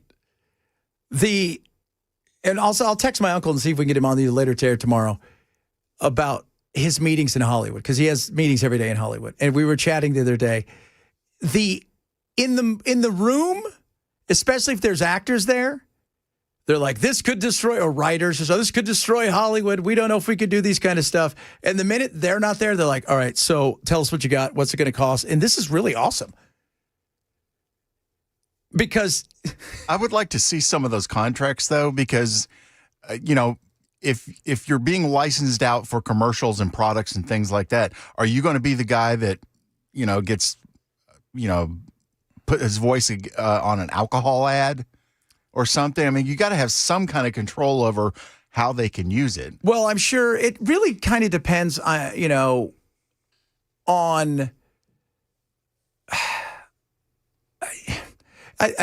the estate. Obviously, is one thing, but it also depends on did you give up all of your rights? So, like when Queen or Kiss, when they sold all their stuff, including the future, it was for the future, so they don't have it anymore. Yeah, but there could be constraints in the contracts that say you can't use it this way, or you're not allowed to advertise this product using our images. Like if like John Wayne, like at a hemp store. It's like the one example I can think of is Gene Simmons actually had a magazine called Tongue Magazine about 20 years ago, and one thing that when he joined the project and became the face and the brand was that they were not allowed to take cigarette advertising. He refused to let them take cigarette advertising because he said alcohol is a choice of taste. I don't like the taste of it, so I don't drink it. Cigarettes, I'll just kill you. Yeah. And so he put that limitation on it. So it makes me wonder, there's got to be some kind of guardrails for them. I get where you're going on this, because you don't want Judy Garland selling adult toys. Yeah. No. I mean, again, she did team up with 3 strangers and killed, but still, what are you going to do? But Hollywood's worried. But as I said earlier, the ones who are going to get in front of this are going to win. Now, I saw today that, what's his name? Morgan Freeman's lawyers apparently are working nonstop, suing everybody they can because they're using his voice. Because you can clone it in a heartbeat. Where they're licensing it. And see, Michael Caine he's retired now. He's not acting anymore. And so I could see why he would do something like this. He probably took and here's the thing, get in early. And not only an early investor, but say, hey, you know what? I just want stock. Give me stock of what's going on here. And that's a big deal. Well, it wouldn't surprise me if that's the case. And then also there's a royalty percentage involved in it too. Yeah. Oh yeah. But you're not going to get like, because you can go and take on 11 Labs, you can just use Michael Caine's voice on anything once you pay the fee and everything. So, and they haven't told, we haven't, I just went there to see today because there's a bunch of other ones there too. That it could be your local, schmokel store, or it could be anything, and you could just use it, which is kind of interesting. It comes as part of the subscription. So I could use it for my local commercial. I could have got Michael Caine says Chad's all right, whatever it is that he'd say. But, or, Busy Bee. Michael Caine likes Busy Bee because he doesn't like crap. Which would be funny. That's a good one right there. Write that down, guys. Write that down. Continue, sirs. Coming amid a string of controversies on the use of AI and its potential to replace real artists. A couple of months ago, there was instant backlash over the AI-generated actress Tilly Norwood. Actors like Emily Blunt calling it really, really scary. Her creator claiming Tilly was not a replacement for a human being, but a creative work. And last year, Scarlett Johansson calling out OpenAI, saying its new voice assistant sounded eerily similar to her own voice. OpenAI denying they modeled the assistant after Johansson. It did sound close. It did. Because what it does is, you just pull these things out of the air. They make these things, and you can mess with them too to get them perfect. It's not an exact science in that sense where you're stealing, but you want to get it close because you want it to kind of sound like it. It kind of did sound like it. I'm not gonna lie to you. It's that one sounded a lot, and she did Hers. At that movie, she was the voice of the phone that fell in love with Joaquin Phoenix. I think that's what it was called. He fell in love with the voice on the phone. I think it was called Her, and so yeah, that's. Well, that's got to be also a very difficult thing to sue over because unlike a song, you can write a melody line down on a piece of paper and show a jury, this was their melody line. This was what we wrote first. Look how similar they are. But you don't have that kind of transposition that you can do for a voice. Yes, because people sound like each other. So you could say, well, I'm not. That's this person over here. I mean, how many singers sound exactly the same almost? A lot. So it's. And not only that, if somebody's impersonating somebody else, I mean, how are you supposed to prove that's who they're impersonating? Well, it sounds like, I don't know, Sam Kinison to me. Yeah. No, it doesn't. It might be sounding a little bit like him. I wasn't doing Sam Kinison. Yeah. So if that's the case with a what's the word? Parody? No, not with a parody. When they're impersonating somebody, Oh, yeah. Then how do you make that not make that same claim with AI? It's true. Because usually when you're impersonating somebody or trying to do something like that, the whole thing is it's fine if you're doing it as a parody and you're not making money off of it. But think about all the people that do, like Rich Little for years. He used everybody else's voices to make money. Yeah, and you can make money off as long you can make money with it if it is a parody. Parody is completely allowed, but you can't represent it. You can't represent it as if you're the person that is, that. And that's the political side of things too. I'm sure that's one of the things that they're going to stay as far away from. Politics. You can't use Michael Caine's voice in a political spot, or McConaughey's not using his. He's not doing that yet. But that was the case where Falwell sued Hustler because they put a fake ad in the magazine about how what his favorite drink was and how he lost his virginity to his mother and all this. And he was like, you can't use my image like that. And they were like, well, it's parody. They can. Yeah, it's just the whole thing. And SCOTUS said that. The SCOTUS. Who are those people? That's a different kind. That's an old kind of SCOTUS. But as some real actors voice concerns, others are embracing AI and letting their voices be heard. Because technology is just a medium. This is humanity. Amplified. A source close to McConaughey says that he's just testing out the technology for now. Representatives from Michael Caine did not respond to our request for comment, but in a statement provided by 11 Labs to Variety, the veteran actor said it's not about replacing voices, it's about amplifying them. Yeah, it's not about replacing. And if you could use it, see, if you're John Wayne's family, you could probably make a killing off this. You know, it's like Bob Marley. I mean, every year you go look at, like, whether it's Michael Jackson, Bob Marley, Elvis, their states make so much money. Well, music and stuff you can through the voice and the acting side of it. Now you're going to be able to do that through the licensing, which will be awesome. We're going to bring back Bruce Lee soon. Saw that. They're getting ready to do a movie. That'll be cool. What? Bruce was the man. Don't mess with Bruce, kids. Don't mess with Bruce. Get a Green Hornet sequel. What was it? It was called Green Hornet here, but over in Hong Kong it was called the Kato Show. Because he was. That would make sense. Yeah, because he was so popular, you know. And everybody loved him. The Kato Show. Woo. Several of you guys texting in. A lot of you still about the whole. What's her name? Epstein stuff. We'll get back to that in a little bit. Somebody said that, the Michael Buffer. So you can't use the "Let's Get Ready to Rumble" like thing. They patented not his voice, but the saying. Yeah, the phrase itself. The phrase itself. So you can't use it, and they will sue. And they have. And they have repeatedly. Man. You have no idea. My when I worked for the oldie station in L.A., we had a guy, Brian Byrne, great guy. Mr. Rock and Roll was his name. Mr. Rock and Roll Brian Byrne. And he owned Mr. Rock and Roll. And any place, he always had 2 or 3 lawsuits going on because some middle of nowhere place in Podunk, Idaho, they had a guy called himself Mr. Rock and Roll, and man, Brian would sue him in a heartbeat. Right? Well, it's like when Michael Jackson trademarked King of Pop, and then Howard Stern trademarked King of All Media. Yeah.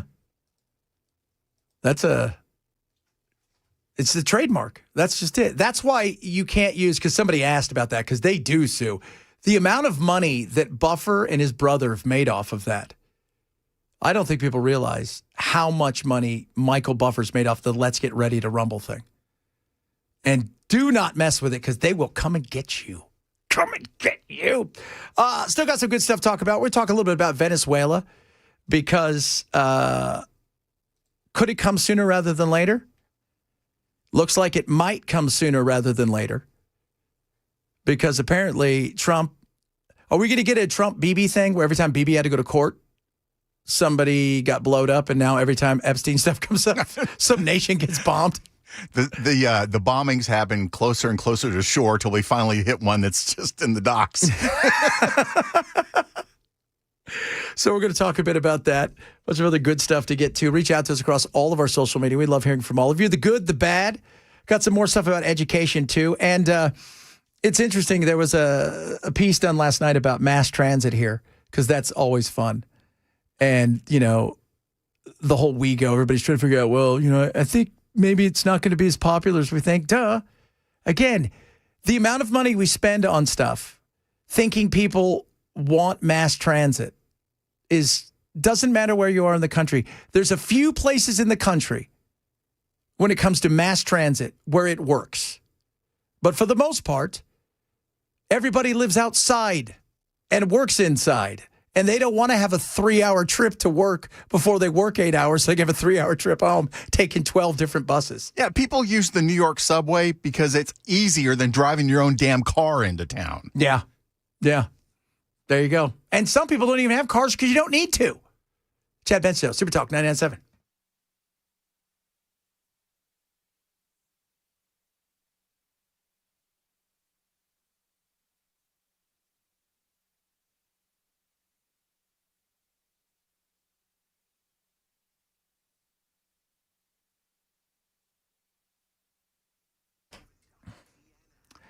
A week from today, my friends at Bulwark are having their free live webinar. It's a review preview webinar, and I think you should check it out.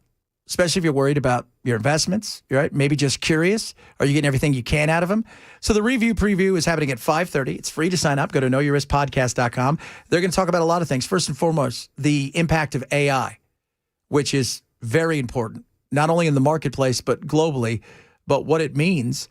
They're going to talk about where they think everything's heading in 2026, and they're going to show you what they do. Lower risk, lower cost, lower volatility, and what value investing is all about, especially when it comes to your retirement and your investments. Absolutely free, 5:30 next week, the 20th. Go to knowyourriskpodcast.com to sign up today, KNOW, yourriskpodcast.com, 5:30, the review preview webinar with our friends at Bulwark Capital Management. Investment advisory service offered through Trek Financial LLC, an SEC-registered investment advisor. Investments involve risk, not a guarantee. Past performance doesn't guarantee future results. Trek 25238.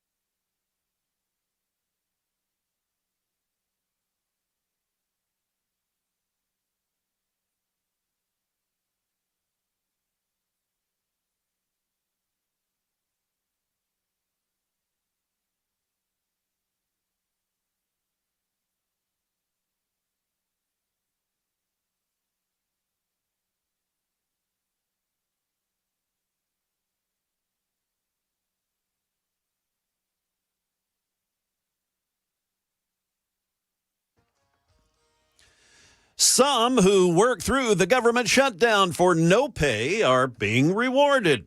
A Nashville teenage serial robber is in custody again, and a Tennessee high school basketball program is under investigation. We'll have those stories at 2 o'clock on Super Talk 99.7 WTN.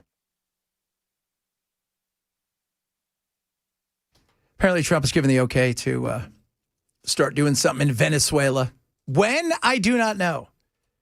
But could it be coming soon? Yeah, I think so. I think they're probably figuring it out. They're weighing options, according to several. So this is going to be interesting. This is going to be very interesting to see what happens. So he's been presented with options. I don't think we should do anything. I think it's a waste of time. But we've moved all this stuff there. You're not going to not do something at this point in time. You're not there for an exercise. This isn't war games in the Caribbean. And this is all about regime change. That's it. We're not good at regime change. We're not good at regime change. We're great at the first bit, right? We get him out of there. It's the second part that we've had issues with. I mean, if you don't want to go back to Iraq, just look at Libya. So, yeah, this looks like it's happening. Now, I don't know. It's got to only be drones, I would assume, and maybe some missiles. You wouldn't think it would be anything other than that. You're not going to put any boots on the ground. I mean, putting boots on the ground at this point in time, first of all, a couple yesterday were like, oh, we'd walk through them easily. Don't think for a moment that you're just going to wander into their country and they're going to be even welcome with their open arms. As much as, their military, here's the thing, the military is, they're semi-formidable and they've got some decent stuff, especially from the Russian and the Chinese that have given them. So it wouldn't be just a walk in the park, and occupying a country is extremely tough. Go see what's going on with Russia, how hard that is of a slog. Our stuff is better, but it's just about the regime change. That's what it is. And it sounds like it could be sooner rather than later. Secretary of State Rubio, who was meeting with foreign ministers, says no final decision has been made. Told CBS News and Newsweek, also reached out to them. But it definitely looks like something sooner rather than later is going to happen. What are we doing? What the hell are we doing? There's no reason. I don't give a rat's ass what happens in Venezuela. The Venezuelans deal with it. But they're sending people there. Well, we're sending them back. Okay, there's that. Well, there's no fentanyl. No fentanyl. All the fentanyl comes out of Mexico, goes from China to Mexico. So the cocaine, again, we have to address also the issue here about the war on drugs and how we've attacked that. We talked about that yesterday. We haven't attacked it the right way. We tried to fight the drug suppliers, but it doesn't, the question is why? Oil, that's a big reason. No doubt about that. But he's already offers us the oil. But I don't think anybody trusts him. And now that we're there, it looks like we're going to be going a little bit deeper. We shall see. Coming up, hour number 3 of the program. We got a podcast too. Check it out. Go check out our shorts. Go like and subscribe YouTube. Check out our Rumble, our Twitch, our X, Facebook, and more. This is the Chad Benson Show. Super Talk 997.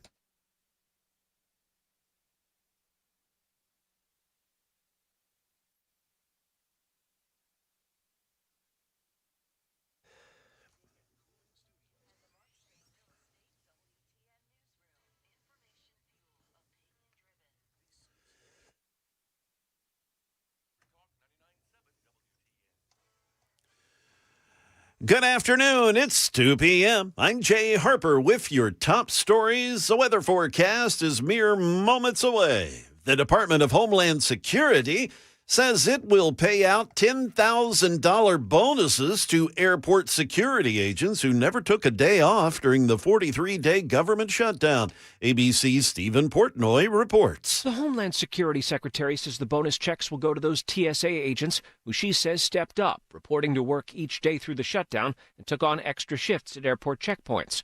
President Trump has suggested similar $10,000 bonuses might be paid to air traffic controllers who never called out. They work for the FAA, which is overseen by the Transportation Secretary. Back here in Nashville, a 16-year-old teenager was arrested yesterday after allegedly robbing a cell phone store in South Nashville. Karan Simpson, who is 16, is accused of trying to rob Dragon Wireless on Murfreesboro Pike in his latest offense. That's according to Metro Police.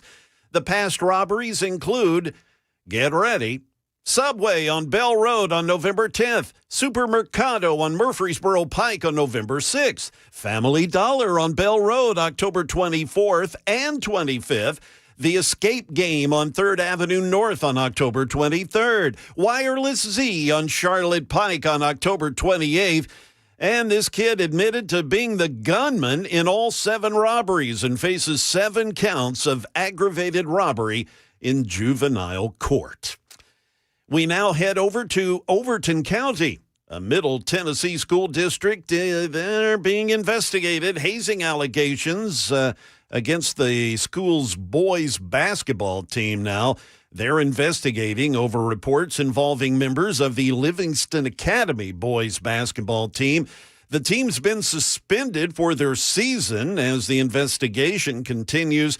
The school system reports it's following all required procedures under federal Title IX regulations regarding the allegations of hazing. That is the latest news. We've got weather on the way. I'm Jay Harper, WTN News.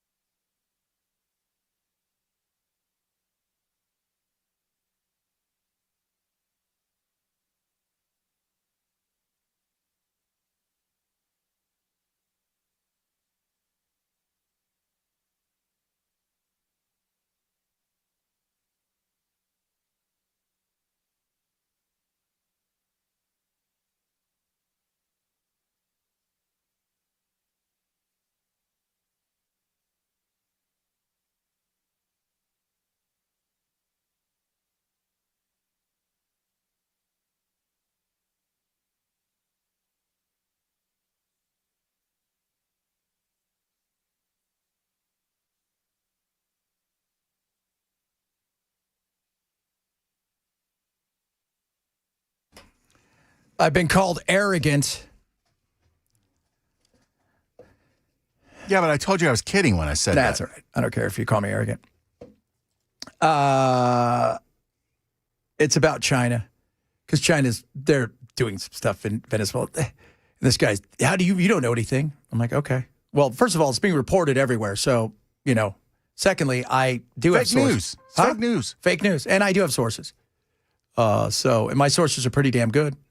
And, when they fail me, then I'll know not to listen to them anymore. But I've been saying Venezuela for a while, and everybody's like, no, you're not. You're an idiot. Okay. I hope I'm wrong. Hope we don't do anything. Hope we turn the Gerald R. Ford super aircraft carrier, nuclear-powered, ass-cracking machine around and take it away from there. And then he said, well, you're arrogant. You don't know all the classified information. No, but you don't but, it's like, what was the movie Braveheart? We're at that point where, where are you going? I'm going to pick a fight. Oh, we didn't get dressed up for nothing. That's kind of what we're at now. Well, we didn't get dressed up for nothing. I remember my buddy Mike Lyons, is my military analyst. I try to have him on he's on in my morning show, but it's tough here because he's got other things to do and he's on a bunch of other stuff. Plus, he still teaches, I think, at West Point and things. And the other cool thing is, this is cool. This is why Mike's the bomb. He works for the Islanders and the NHL in the penalty box. What's that entail? So he's like one of the scorekeeper guys inside the penalty box. So he opens it up, make sure they're okay. What do they need? Write stuff. It's totally cool. Is he like the timekeeper for how long kind of they like have that. It's to pretty stay cool. in there? When they come in, when they come out. Oh. It's like the mini referee in the penalty box. It's cool. But and somebody said, well, it could be like the Cuban Missile Crisis with China. China is not putting nukes there. China. Do you think that we would allow China to do that and not do something ridiculous and push back in such a way? We'd be putting nukes in Taiwan. Yeah, absolutely. So that's why that's not going to happen. And they don't, first of all, for all of the stuff, China does, they're not interested in a fight. They're not. Because it's a fight they wouldn't win. Yeah, it would be mutually assured. It's weird. It's not total destruction. But it would be close. But the thought, there's just no reason for us to go in there. There isn't. Maduro. We're going after Maduro. Well, that guy. I guess, yes, he's an idiot. So what? Let them deal with it. But, Chad, we can't let people eat zoo animals. I think they're gone with the zoo animals. I don't think they have any left. I wonder what tiger tastes like. There was a place in Newport Beach, California, like 10, 15 years ago that served lion for like one night. And PETA was out there. Oh, they were everywhere. Yeah, that's the kind of thing people easily get. You can eat a cow, but you can't eat a lion. Did you see the movie The Freshman? That was with Marlon Brando and what's his name? Ferris Bueller. Forget his name. Matthew Broderick. Oh, yes. Where spoiler alert, so if you haven't seen it, it's a great movie. And, Brando played him. He played a caricature of himself as like, a Don. But the whole thing was they were trying to get people to eat a exotic animal, the last one of its kind. And it was supposed to be like a Komodo dragon. It was a Salvatore monitor, a big lizard, and something like that. And it was just hilarious, though, because the amount of money rich people did pay to go and like dine on something that was what? That was unique, and it's the forbidden. And nobody else would be able to. That's it. Nobody else would unless be. we clone them in that back now, which we can do. Yeah. I don't know what dire wolf tastes like now. I do wonder what dire wolf would taste like. We're never going to find it, man. Those things are getting big. They're getting huge. I do want to know what dodo tastes like. I don't know if we'll get the dodo.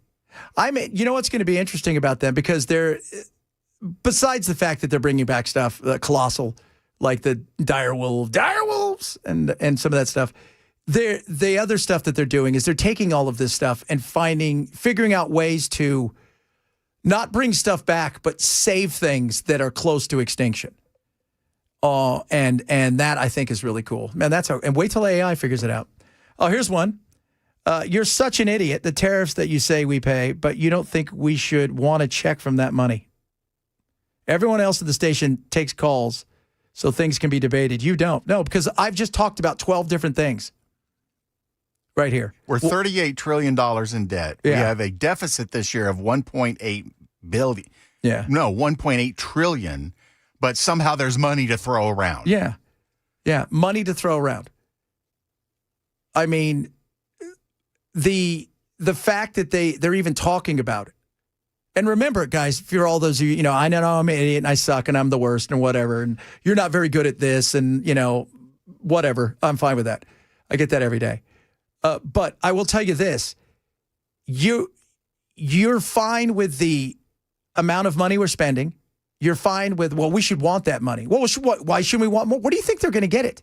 They're going to print more money, which devalues money. They're not getting it because it's in an account. So, and also, unless they get a magical ruling, there's two things that could happen with our tariffs. And one of them is they say, hey, you got to pay it all back and you can't do this. You don't have the right to do this. Well, that's not good. So where do you think that comes from? Oh, and here's the other thing about the tariffs. Much of what Trump was promised in his, we got $800 trillion coming in, whatever he says, a lot of that was based on tariffs and certain things like that. So do you think those people are going to be investing here if they don't get what they wanted? No, probably not. So the other thing that has to happen is once they have a ruling, which they should rule fast on, and you can't let this go for months because you're just building a bigger hole otherwise. If we have to pay it back, you get money and then they get money? How's that work? How much more debt? We're going to have to double. I always find it extraordinarily humorous when a person who identifies as conservative wants some free stuff. Yeah. Yeah. So look, it would all be great if we could just hand out money. But the last time I checked, we handed out some money a few years ago. Then we handed out more. Then we handed out another bunch of money. And then it got us in this mess of inflation. It got us 9.8% inflation? Yeah, which is probably closer to 12, 15. So, no, that's why you don't. And then the other thing is, I think that they're going to rule against Trump, but they're going to do it in a way where we as a nation don't have to pay it back, and they'll come up with some other stuff, maybe some tax write-offs and stuff like that. That's what, But I love people conservative, like you said, oh, yeah, man, I'm fiscally conservative, but I want my money. Oh, but I thought you want to pay down the debt. Although I will say there's a lot of texters who are like, no, put that money towards the debt. Yeah. So put the money towards the debt. Unfortunately, would be barely a blip. Yeah, well, of course. But it's better than nothing. That's very true. And it's better than going further in debt. Well, we're going to do that anyway. Like, if we could just break even once, I think it'd be a celebration. Just get close to breaking even one year. My goodness. We got the Republicans in charge of the House, and we're running one of the biggest deficits the country's ever seen. It's just hilarious to me. I've just been called fake news. That's another one of my good ones. Fake news. I don't like what you're saying. Fake news. You don't make me feel good. You're a bad person. Fake news. Chad, you say it's free stuff. I call reparations from Joe Biden administration. That's funny. We ain't got money for reparations. Yeah, we don't have any of that. That's why those things are so funny. The reparations. That's always been one of my favorite things. I love because like those liberal states like California and stuff, they put together committees and they do all this, and then they're like, hey, we think we should do this. And then even Gavin Newsom's all, no. Why? Because we couldn't afford it. We would go so far in debt that California they couldn't even dream of it. I think the last thing they offered up was everybody in California. First of all, how do you even prove any of it, right? But then when you go back far enough, because then it's like, okay, but wait a minute. What if your family, because what we're finding out is some families, well, when you get back further, you found out that you maybe came from a family that owned slaves, but that maybe you are also part of a family that you didn't know about that also was slaves. So, but they think. Well, and why shouldn't the people that sold them into slavery be paying reparations? Yeah, that's right. We got to go over there to Africa, ask them for some. We're kind of staying out of Africa. It's our jam. But I think the cost was I think everybody was going to get $1 million or $2 million, and then they got like $50,000 a year for life. And they looked at it and they're like, this will be $400 quadrillion. It can't happen. I was born a poor black child. Yes. Yes. Somebody said, I don't think Trump's lawyers understand the tariff thing. I don't think Trump's lawyers get what Trump is trying to do because Trump's lawyers just don't get it. They can't relay a valid argument. No, they get it. The problem is they understand that you can't argue what he's trying to do. It was it. I mean, I don't think Trump's, he didn't put Rudy Giuliani up there to argue. And Trump got himself in trouble because he talked about it being revenue. Well, one of the things in the emergency thing is, and with it's not supposed to be revenue. So that right there became something where it's like, okay, he's telling you this. It's like when, who's the Chief Justice? Roberts. Yeah, when Roberts called the Obamacare fine a tax that gave the Republicans permission to get rid of it in the tax bill. If he hadn't called it a tax, they wouldn't have been able to deal with it in a tax bill. And then they could have gotten rid of it. They would have made it invalid, and they'd have to gone back to the drawing board to figure out how we could make it more expensive. If it would have been a fine or something like that, but it was the tax. And once you figured that out, away it went. So a lot of text coming in. And the reason we don't take calls is because, well, you know what? If you guys want the honest truth, like the real, because we've done all kinds of market research and we've done research for years, and we found out that other listeners don't like listening to other listeners. Well, the true reason is I don't want to screen calls. Screening calls. You guys have no idea how much he hates screening calls. He hates it so much. I'm in here trying to watch soap operas, and you guys are calling in. That doesn't work for me. Mm. You also said the Republicans were going to give out on a bunch of the shutdown. That was wrong. Yeah, that was great. I'm glad.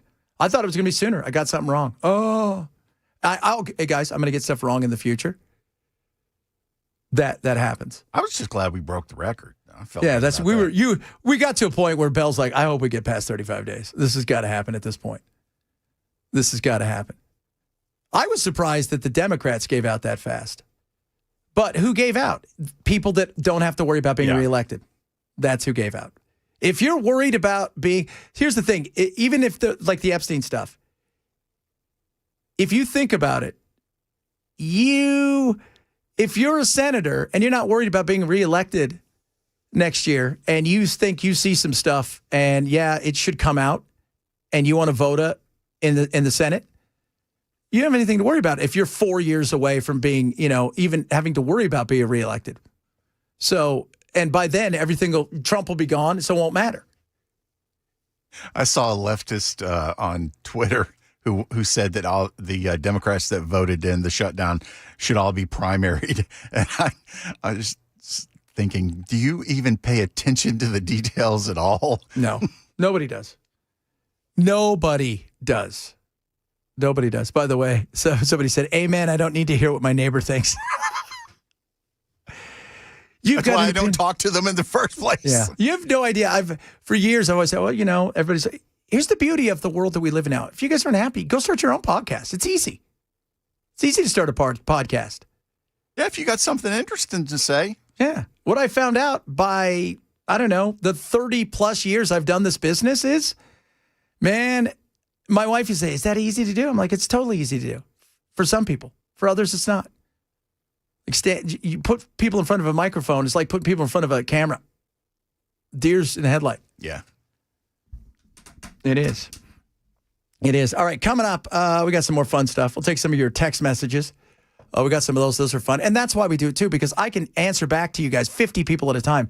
Sometimes we move so fast because we're already moving on to this, we're moving to that, and other people are texting about different things. It's the beauty of it.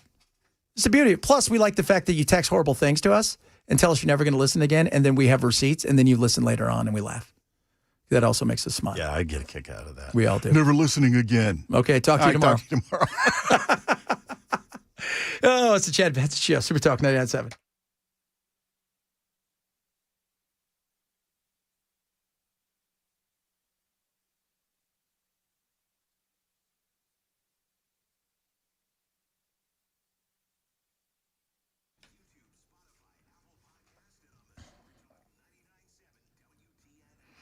Birch Gold. Awesome.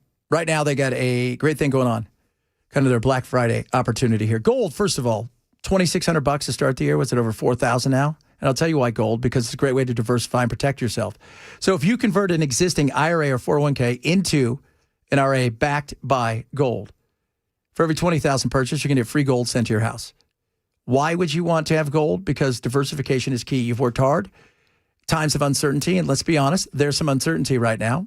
It's not a bad place. This has been one of those things for millennia that people have put their money in times of uncertainty. There's a reason for that, because gold works that way. So why not protect yourself and your family? Talk to my friends over at Birch Gold. It's not going to cost you anything but a text message. That's it. All right? You text the word Benson to 989898 now. They're going to get you out a free info kit and talk to you about how you qualify for the gold sent to your home, which is awesome, and what you can do and why gold's important. But you got to have that info in front of you. Text the word Benson now to 989898 for Birch Gold.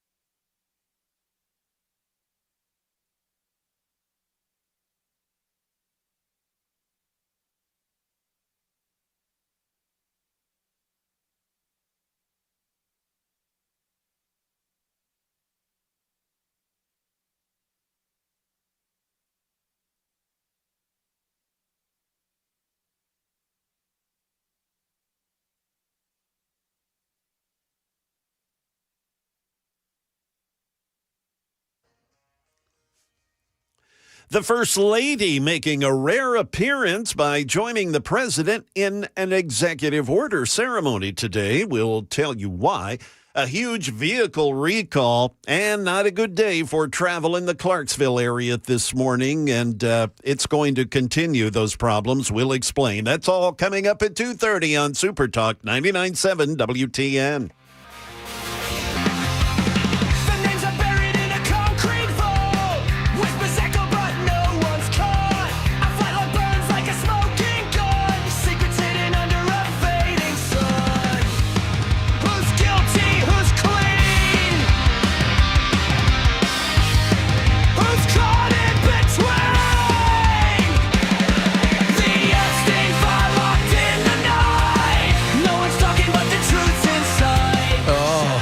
Epstein files. Now there's a new one that has come out, not a file, but an email. Are you ready for this one, guys? He wrote disturbing emails to himself before his suicide that said Trump knew. And I say suicide with a wink. He wrote emails to himself?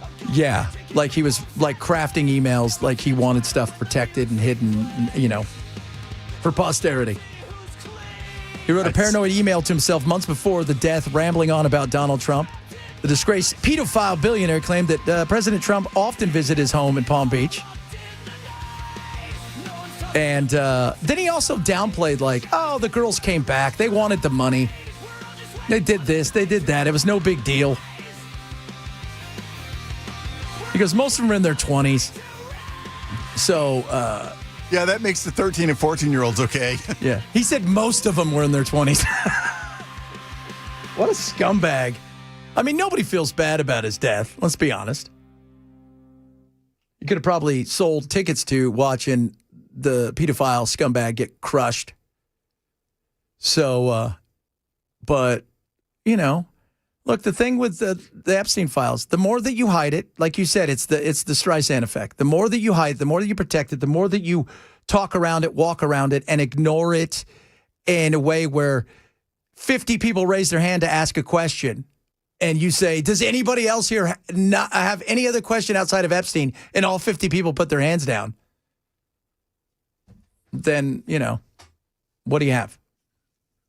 So, look, we're never going to get to the true bottom of this until we always thought we'd get to the bottom of like JFK, RFK, MLK, all of them.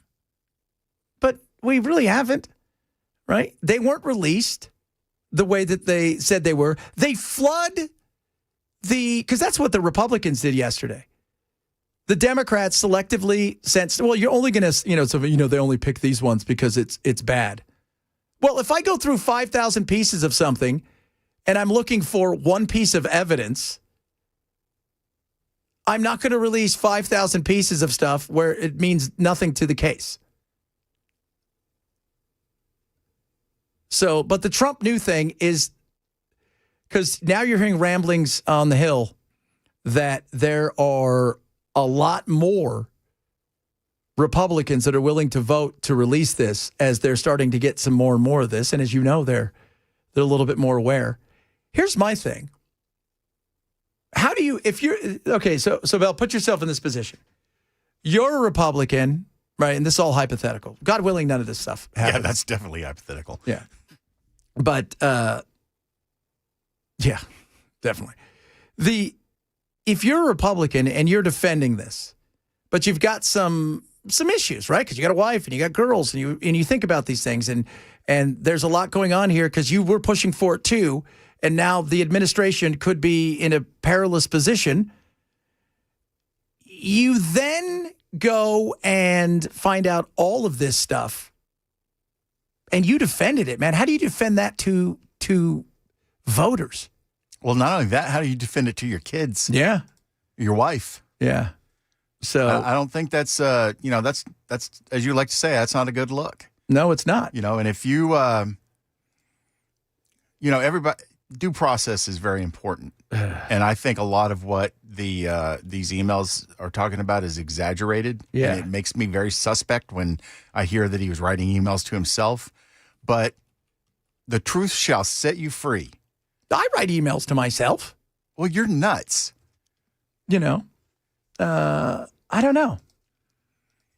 So, he made it, like I said at the beginning of the show, this is a self-inflicted wound. He should have just never promised to release the damn files. Well, yeah, there's no doubt this is a self-inflicted wound, and it's not going to go anywhere, and it's only going to get louder now. And I really think he thought with everything gone, for everybody gone for those days, and they've been on recess for 50-some days or whatever it is, vacation, and all this other stuff. I think he thought that, okay, well, now this is done and dusted. And the minute not everybody was back, but they were coming back that day, and it was all out in a second. Coming up, mass transit. It doesn't work for the average person, let's be honest. We'll talk about that straight ahead. Chad Bedstow, Super Talk 99.7.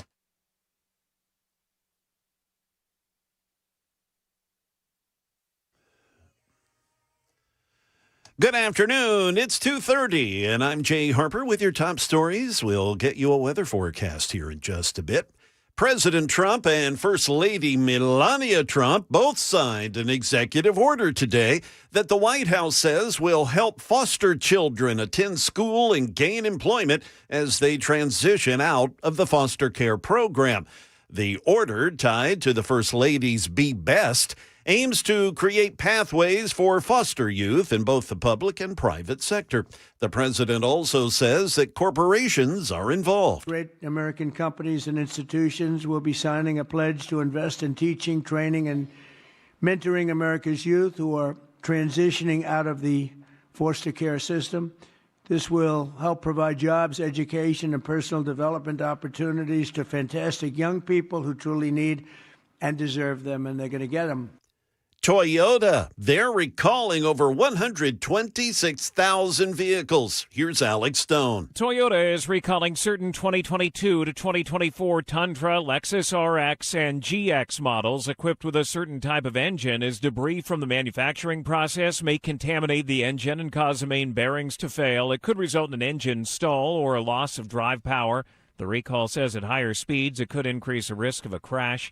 A remedy has not yet been developed, and Toyota says a repair will be available when a fix is determined. Owners will be mailed letters and then mailed again once there's a fix. Back here in Tennessee, the Clarksville Police Department, they are still assisting the Tennessee Highway Patrol with a deadly crash off Interstate 24 West in Montgomery County early this morning. The State Department of Transportation reported the crash at about 5:30. Clarksville police said the vehicle lost control and plunged into the river near mile marker 9. Now, 24 West has since reopened, but it was closed for hours while crews worked to access the vehicle, and also while Highway Patrol is investigating the wreck. During the closure, traffic was diverted off the interstate to exit 11. Clarksville police is still urging drivers to be cautious in that area. Another deadly crash was reported in Clarksville this morning on Ashland City Road, and police say a third crash with injuries happened this morning along Fort Campbell Boulevard. The school district in that area, by the way, is expecting bus routes to be delayed due to all of the closures and the traffic from all three wrecks. Things are just still kind of fouled up in that area. That is the latest news. We've got weather on the way. I'm Jay Harper, WTN News.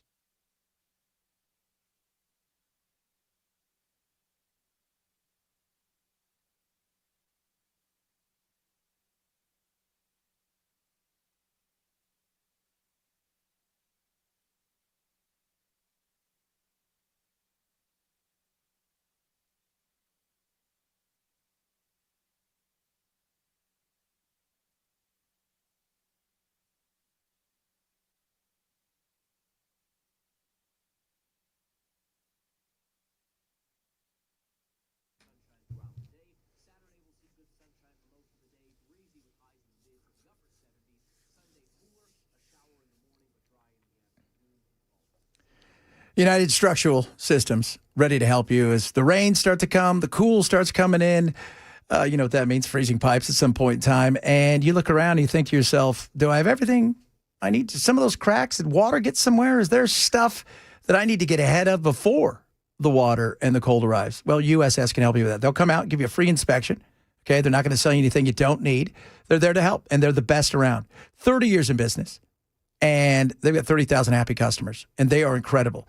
Just in case you do need something, whether it is issues with, basement wall stabilization, foundation repair, crawl space waterproofing, they do it all. Maybe your yard slopes a little bit, water's flowing certain ways. Next thing you know, it becomes a nightmare. Don't let that happen to you. USS will come out and handle it big time. They are amazing. Call them today, 615-488-7855, 615-488-7855. Don't let something small become something big.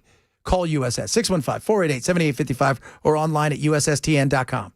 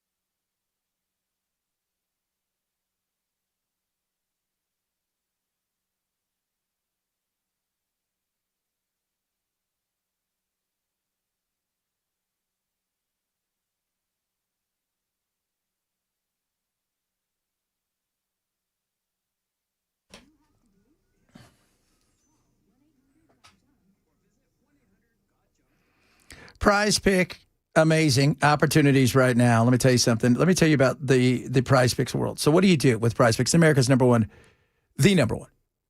fantasy sports app. You're picking more or less, and you set a lineup. Lineup could be 2 or more, up to 6. You can win up to 2,000 times your money. So today, what I'm doing, we got a little Drake May, right, because the game tonight, more or less, 236.5 passing yards. I'm going with more. Breece Hall, more or less, 58.5 rushing yards. I'm going less because, let's just say the Patriots have quite a stout defense. That's why. Why is this? You understand, you pick it, it's great. Right, you get your money fast, and it's about projected stats. It's not about teams. That's why I love. You already know the games. Why not take advantage of it? Now, when you download the app today, use my code Chad. What do you get? $50 instantly in lineups when you play your first $5 lineup. It's that simple. So what are you waiting for? Let's have some fun. Download the app today. Use my code Chad to get $50 in lineups immediately when you play your first $5 lineups from our good friends at Prize Picks. Prize Picks. It's good to be right. Must be 21 in Tennessee. Gambling problem? Call 1-800-889-9789.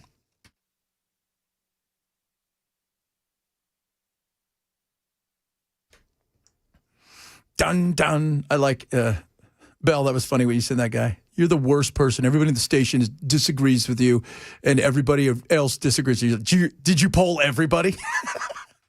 Can I see the polling data, please? Yeah.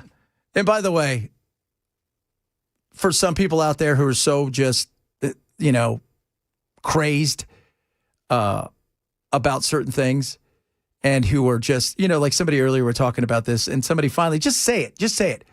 I don't care what happened to those kids. I don't care what happened to those girls. I just want a strong economy and immigration fix. Okay, just say it. Okay, you said it. And what's the old saying? Your boosts mean nothing because I've seen what you people cheer for. Oh, Rick Sanchez. There you go. The great Rick Sanchez, one of the greats of our time. I don't know if you're aware of this. Democrats love choo-choo trains, buses, mass transportation. Oh.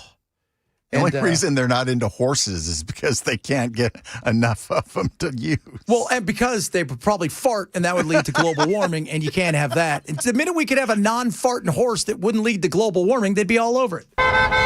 In 2015, approximately 80 people a day were moving to Nashville. By 2023, the Nashville Chamber of Commerce said that number jumped to an average of 86 newcomers a day. That population surge translates into congested roadways and traffic backups, with critics claiming the city is decades behind on a viable mass transit solution. Zach Accardi, Director of Mobility Choices at the Natural Resources Defense Council, published his study called Derailed, taking a hard look at why Nashville hasn't been able to get this right. You know why other places have got it right? Because they did it long before there was the crunch. Could you imagine today if they tried to build the subway in New York today? I mean, it's even now when they do stuff, first of all, the cost would be just through the roof. But secondly, no, so many of these things were built in conjunction or even before because they saw the opportunity and they went for it. And places that do mass transit well, you know what they are? They build up, not out.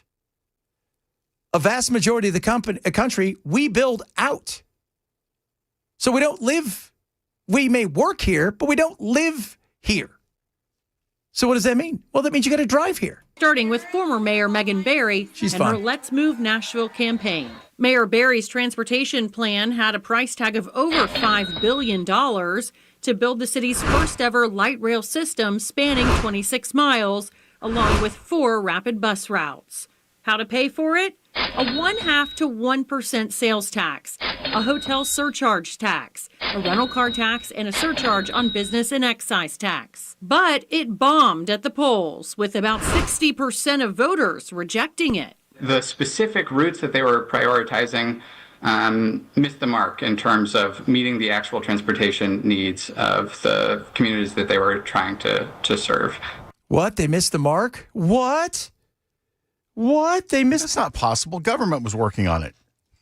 About 8 years ago, California, they got the big choo-choo trains going to go really fast. They built like 8 feet of it, and they're like $95 billion over budget. And The place that they're going to run the choo-choo train is a place that you would want it to go as fast as possible, but it won't.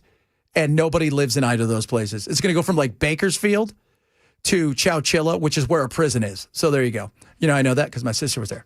Not working either. She was there. But LA did this blue line, and it went like 5 miles, and they spent like $12 billion on it. This was spectacular. And the first weekend, they had a big celebration, and they gave everybody free rides. And this is the perfect example of wasting your money. Monday morning in like the LA Times, a big thing saying, yeah, this thing's going to lose so much money and will never turn a profit. Because we are not a nation, for the most part, we're a car nation. Some states are even more than regular, like Florida, California, us for the most part. We like driving. Another big reason Accardi said it failed, Mayor Berry's transit plan went to the polls without her. The disgraced mayor resigned months earlier after admitting to a 2-year extramarital affair with her head of security. Gotta throw that in there. And pleaded guilty to felony theft of property, ordered to repay the city $11,000. An investigation revealed taxpayer-funded trips, overtime pay for her security, and nude photos found on a work phone. By the time Mayor Freddie O'Connell was elected in 2023, he had better luck with voters, approving his Choose How You Move referendum and a half-a-penny sales tax increase, which puts a major emphasis on improving existing bus routes. Now, again, okay, the improving bus routes, that's a little bit better than trying to reinvent the wheel with something that nobody wants. But again, it goes back to, if you really want to find out how people feel about this, what do? Do you want a car? Oh, you want a car? You want a car? You want a car? Yeah, of course you want a car. Of course you do. I think these people have this fantasy, and I may be wrong. We'll have Freddie on one day, but I may be wrong. And I think I think a lot of people, especially, as we joke about with the Democrats and their love of old style transportation, is they think people that live in, Franklin, right, or Murfreesboro or somewhere else, their goal is to get on a bus and come in, right? Like, that's the goal. How do we get you out of your car? How do we get you to do that? They're not doing that. Do you know how long it would take you? Have you ever looked up if you've ever wanted to go to Google and like Google something from here to here, it'll tell you how long the drive is. It'll also tell you how long it'll walk there. But always look and see how long it would take public transportation for you to get where you're going at a certain distance. And you find out, oh, that's insane. In most U.S. cities, and I think Nashville included, the bus really is the best tool for the job. It's more affordable, it's more flexible, and it's already a system that exists in the city, so it's easy to expand and build upon. While that sounds good in theory, many people have expressed fear riding the bus, especially after a rash of recent incidents. And can I just say, you get what you pay for. I mean, we have terror in the skies every once in a while from people screaming and yelling, but you don't get people going, I'm afraid I might get mugged on the plane. In September 2024, vandals sprayed bullets during a drive-by shooting at the Gallatin Pike bus stop. In November 2024, a random killing. A Florida man stabbed another rider to death waiting at the Harding Place bus stop. That's a Florida man vacation. You know what? I haven't stabbed somebody in a different state. At 5:15 a.m. And a few days after that, 2 teenagers got into a deadly shootout at the WeGo downtown Central bus station. One 15-year-old died, the other took off running and was eventually arrested. That's not again, the bus, as several of you have just chimed in, nobody wants to get on the damn bus. Nobody wants to sweat. Nobody wants to be stuck somewhere for hours on the damn bus. They just don't. I mean, cities like ours are built for cars and built for people who want to live outside because, first of all, it's affordable for a lot of people. And you want control. Man, You know, when I lived in London, I could literally go downstairs, walk outside. There's a bus stop and a bus every 3 or 4 minutes. I'd hop on and take off, and I would go up to, if I was going somewhere that I needed a bus, or I walk a half a block and I get in the underground and I get to work. That was great. I could do that. We don't have that. We don't, because we drove. But I tell you, I lived for a year outside of London, and I worked in London, and this was because trying to find a parking space in London is really hard, and it's super expensive, kind of like New York. I would have to drive from my house to Camberley, which is where we lived. I would have to get on a train, take a train for 45 minutes into the city. From there, I would have to take either hop on a bus or get a cab to a place where, or walk for a half a mile to get on the underground to get to where I was going. It was like 90 minutes to 2 hours sometimes. Nobody wants that. Nobody does. And you know what else they don't want? They don't want taxes over stuff that they look and go, why are you doing this? When in reality, most people don't want it. It would be great if we used it, but we don't use it. We don't. So love hearing from all of you. John Fetterman, hospitalized after falling near his home. Somebody said earlier the Clintons got to him. They did not get to him. They did not. So just to point that out there. Several of you chiming in about all the stuff we're talking about. We talked about a lot of stuff today. Somebody says, why are you still talking about Epstein? Do you know how many things we talked? We just talked about this. We talked about education, government shutdown, right? All of Ozzy Osbourne, AI, so many things. That's what we do here. We have a myriad of things that we talk about. Sean says, Chad, this is exactly why Greyhound sucks. It takes 4 times longer to get where you're going. Yes, it does. Absolutely does. It's crazy. And it usually smells like pee. Yeah, it does. And you never know which one of it. You get on there and you look around and go, all right, which one of these guys is a serial killer? By the way, a serial killer on the Greyhound bus. Come on. You don't want to get killed by somebody who can't even afford to have a car. Well, his license was suspended and he doesn't want to break the law. Remember that story about the Greyhound rider who decapitated the guy? Yeah, right? The stories you could get from the Greyhound bus guy or gal have to be spectacular. And the good news is that a lot of times that's how we send our fighting men and women home.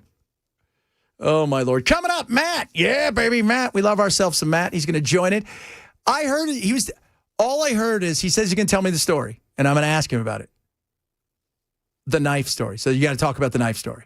Have you heard the knife story, Bell? You haven't heard? I think so. Okay, well, he's going to tell us about his knife story. We'll do that straight ahead. Just wrap up the show. Chad Ben Show, Super Talk 997.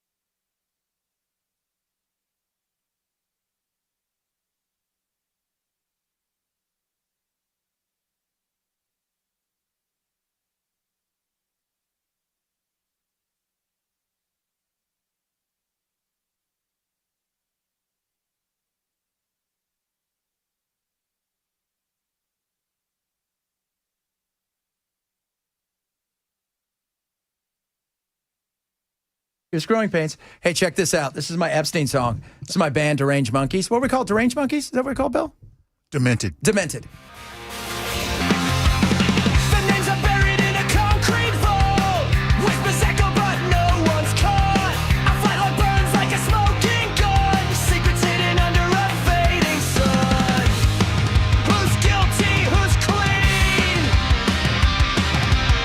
Got a little Green Day going on. Yeah. A Green Day going on. Here we go.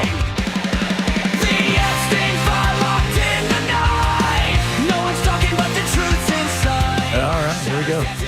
Those are our crazy. We got Bell playing the. He's on the drums. We got Ken rocking out. No head. Yeah, it's amazing how good he is on the drums. And I'm the lead singer. We have a lot of fun there. How does he bang his head when he doesn't? Well, it's just the hair, because the whole thing is his hair is extra big when he's rocking and rolling. That's true. That makes a lot of sense. That makes a lot of sense. I need to know the knife story because you were telling it out there. So I was in college. I was dating. This was in response to Dan Mandis and Chris Hand threatening on their podcast when they were recording their podcast today to drop this weekend, and they were threatening to tell old crazy girlfriend stories. And so I dropped them a text and I said I had one pull a knife on me, a butcher knife. And so they wanted me to tell that story. So I relate it to you that I had a girlfriend in college for about a year and a half, and she was going to graduate school and moving out of town. I lived in Carrollton, Georgia. She was moving to Athens. And we had both agreed that we would probably kind of split up and see other people and maybe still get together from time to time, but we would not be boyfriend and girlfriend anymore because we recognized, the distance and all of that. So I was in a show, in a play with another person who had eventually became my first wife. And Jennifer, the butcher knife girl in question, asked me, hey, are you seeing her? Like, are you doing anything with her? And I was like, oh, no, of course not. And, of course, I was. Yeah, it's good. Right? But I'm like, she's gone in a week and a half. Let's just split. I'm not going to get into all of that. She said, well, just tell me if you are. And I was like, well, I'm not. So there you go. So she borrowed my car to move stuff, physically move furniture and stuff. I had a big old Trailblazer. And she borrowed my vehicle to move stuff. And she comes back into town, and I'm at work, and she comes by my work, and she said, can I crash at your place for an hour or two before I go back to Athens? And I said, sure. And she goes back to my place, and she starts rifling through my things and realizes that I was, in fact, seeing Lee. And she got very, very angry. And so she called me on the phone at work. She was screaming, ah! As you do. As you do. And I was like, holy crap. So I get off the phone. I was working at Subway at the time. I said, I got to go. I got to get back. I got a situation. So I bust it home. She is actively throwing my crap out of the apartment. Wow. When I pull into the apartment, she has a lamp over her head, and she's throwing it, and she threw it at the car. And she goes back in, and she's throwing, kitchen knickknacks, and she's throwing things around. So I jump out of the car, and I run into the car, and as I run into the house, and as I run into the apartment, you run through the living room into the kitchen, and she runs into the kitchen, and the dishwasher was open, and there was a knife, and she grabbed the knife and turned around and came at me with the knife. I can see why you marry her. No, this was not the one I married. This was not the marrier. Oh. And so I had to literally, it's the only time in my life that I've had to do that. I mean, I literally had to grab her by the hand, and I had took the hand with the knife in it and slammed it against the doorway to get her to drop the knife. And so she immediately wrenches her way away from me and runs out the back door. So at some point in the melee, in the scrum, the front door got closed. And so as she runs out the back door slams, there's a beat. And I'm like, holy crap, what just happened here? That was intense. Adrenaline's rushing. I just bang on the front door. And I go to the front door, and of course there's a bunch of crap out in the parking lot. Yeah. And the apartment manager's there and two other women that I didn't know. And one of the women had her shoes in her hand because she was rushing to get over there or something or another, because there was a hell of a lot of commotion. And so the manager's like, what is going on in here? Why is a girl screaming in here? And I'm like, holy crap, I got to explain this real quick. And I was like, okay, so that was my ex-girlfriend. And I started explaining it, and I'm just like vomiting. It was like, my ex-girlfriend and another girl, and I'm in a play with this other girl. Her name's, and so she asked me, and then I told her, and then she came here, and then and the one woman with the shoes said, you don't have to say another word. I know exactly what rape sounds like. And threw her shoe at me. Oh, my Lord. Hit me right in the head. So you got almost stabbed and you got George accused. Bush. So I got bushed. So I got to wait for the cops. This woman that doesn't know what's happening, like he was raping a girl. The cops are like, what's up? They've got to go find Jennifer. So now the girl that just found out that I was sleeping with another girl has to vouch for me that I was not assaulting her. To her credit. She did. She did. Yeah. Which is good. Yeah. And you know what? And we became friends later. There you go. Well, as you do. As you do. The girl that tried to attack me with a knife. And better to keep her close. And that's the knife story. There you go. Ladies and gentlemen, Matt's got more fun stories straight ahead. You guys have a good one.